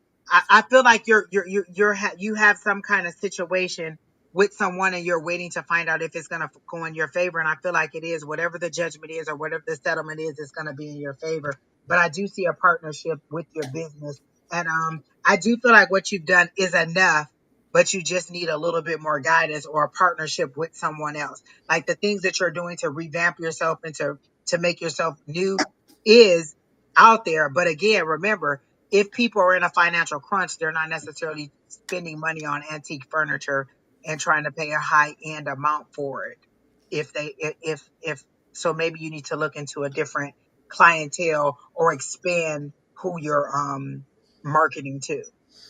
Yeah, you need to bring in various levels of items to buy, so where somebody can come in and buy even a small numbered item, a small value item. So when they come in, they'll leave and they'll buy something. Again, give them a reason to buy something. So you may want to make sure you bring that into what you're doing as well. But again, I think that I love this as two tens, and it's the 10 of cups and the 10 of pentacles. So again, you've put the work in, and again, it's going to take time, but this is the success card that you are going to see that, and the victory card. So this is keep moving. The victory is there, and the justice card again. This is one of the ones that kind of it bothers me because it can, like Angie and I said, there's something else there, and so I don't know if it's a legal issue or whether there's a issue of right and wrong, and it's like you were wronged and then it's gotten right. I don't know, but Right. That's why I feel like she's waiting on some kind of decision on some kind of, maybe she had an altercation or not an altercation, but she had some kind of conflict with somebody, maybe another company that she was working with, and maybe they owe her money, or maybe they, like I mhm, feel like some business transaction didn't go correctly and you're waiting on some mhm. kind of settlement or some kind of decision on that. But I kind of feel like it's gonna go in your favor. But I do feel like again, because didn't you get the 7 of Pentacles too, Don? Yes. So I do feel like things are going to work in your favor. You've planted the seeds. It's just slow moving now. And so you're just trying to gain that momentum. But I do see things turning around for you, just not as fast as you want to. And so basically just keep moving forward with what you're doing and keep, like getting that word of mouth out there. Maybe getting online, adding some more stuff online, giving yourself an online presence. Remember, Instagram, Facebook, all of those sites are free. You could just post things and put your contact information for people to know, or you could do some before and afters. Let me tell you what I always love to watch people do: take a old something and refurbish it, and then be like, "Oh, I really want to buy that." So maybe you could show how the process that you do online as a video. Like, okay, I just bought this little piece here, and I'm about to do this. We love watching people refurbish things, so maybe do some videos like that and put them online, and then say, now this piece is for sale, and so people can see what you do and how your service is. Deborah, you also may want to consider teaching a class, creating a class, and then teaching a class on how they as in anybody else can refurbish it. And what you do is you would find some old pieces of wood, maybe, and then when as part of the class is that you teach them how to remove something like simple, so they can remove the old uh, paint or texture, or whatever, and then they can varnish it or paint it or whatever. But teach a class. I do that. You do teach a class. So that's good, because I think that would be something, again, draw by helping them to educate them, to help them to understand. Then you will then draw them in as clients as well, because most people won't do that themselves. It's too much of a job, but they'll appreciate what it takes, and then they'll actually do that. So that's what I would suggest. Again, amp up your classes. Make sure your classes are getting out there. Make sure that people are doing that, are attending your classes, and that would be a wonderful. That's just a good way to And introduce do some live yourself. stuff online, like, Yes. kind of Yep. show people the stuff online. Like, really, social media is the way to do it, It is. just to get out there and let people know. Word of mouth is great. Walk by. She said she wanted to change stores because she wanted some more walk by traffic. All of that is great and good too. But again, social media, that's how you connect with thousands of people versus hundreds of people. Yep. And I can tell you, when I released my book, I had I it was social media that did, because I was out there, because I was had a presence, because I talked about it often, because I led up to the point of, hey, it's coming, it's coming, it's coming, it's coming, and Lord knows at one point I was like, is it ever coming? Because Lord knows it wasn't. But the point is that the social media is what helped that book hit number one status on Amazon the first day it was released, and so it was ranked number one new release. I'm an indie author. This is the only book I've ever written. So that does not happen for indie authors, but it happened because of the social media. So again, do not ignore the value of social media. Make sure that you And are it's free. Did I say that? Free absolutely. 99. Free, free, free. Yeah. So use it to your advantage. Use it as much as you can. Do little videos. And even some of your videos don't have to even be about what you're doing professionally. Just put something out there, fun. Just any of those things. Facebook and Instagram.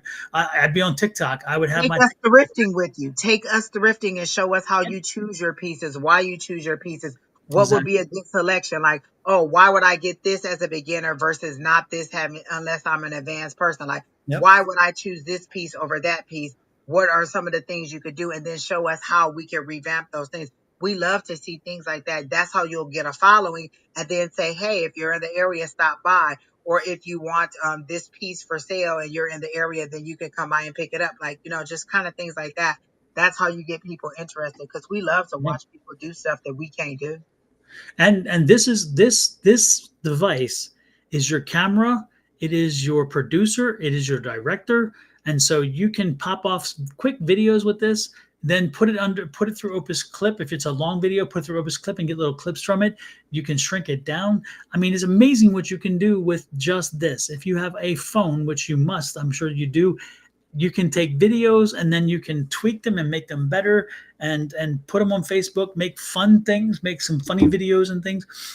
It is amazing what this You little can hire a youthful person to do it for you if you yep. don't think you can do it. You can always hire a kid to do it for you, or not necessarily a kid, but somebody who's more able to do that if you don't know how to do it, Yeah. or you don't want to take the time to do it. But all those things are ways that people get out there and know that you're there, and just every day, just even doing a little. You could just do like a daily tidbit or a daily tip or something like Don does Daily his download.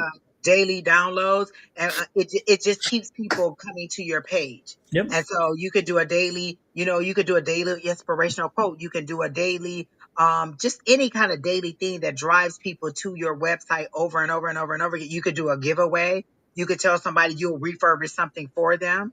Like there's a lots of ways that you could do a contest. Like Don's doing a contest now. If you watch his videos and you comment, he'll enter every time you comment, he'll enter your name again. And then when he draws, you get a free copy of his book. So you can always do all those kind of things to just draw people in, do a contest. People love a contest. Oh, absolutely. So, Okay. So there are options. There are options out oh, there she for you. retired from IT. So you know what to do. You know how to do it. We ain't telling you nothing. We might need to hire you. What the hell? Yeah, you may need to tell us some things.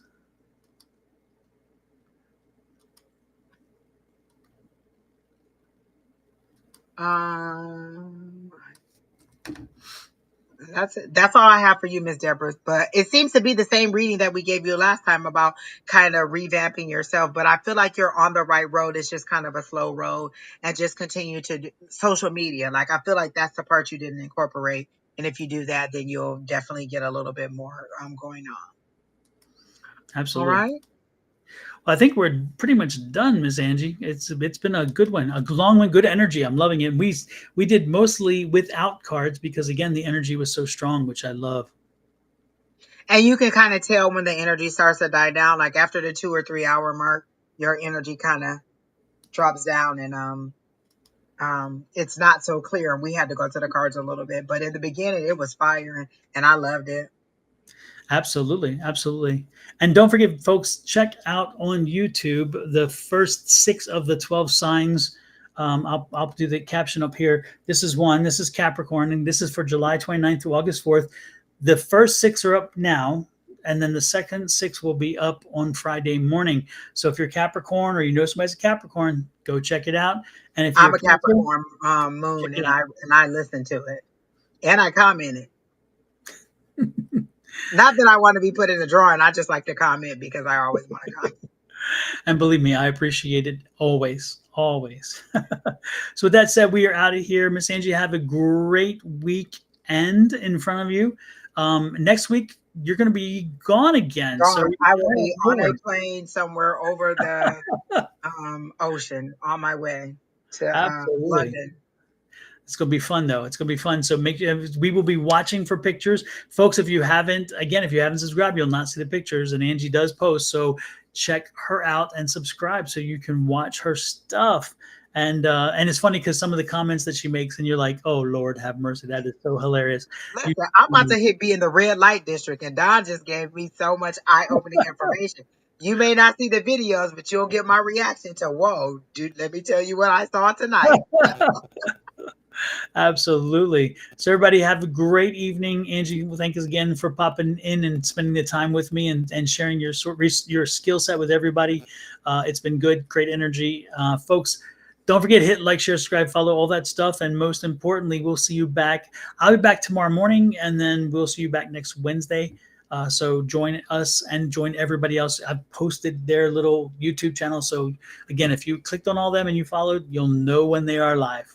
And if you didn't get a reading today, come right back on. Don will be back on in the morning with Shauna. And if you think we were funny, Don and Shauna are funny too. Well, thank you, thank you, thank you. With that said, we're out of here. Night, folks. Have a good one. We'll talk tomorrow.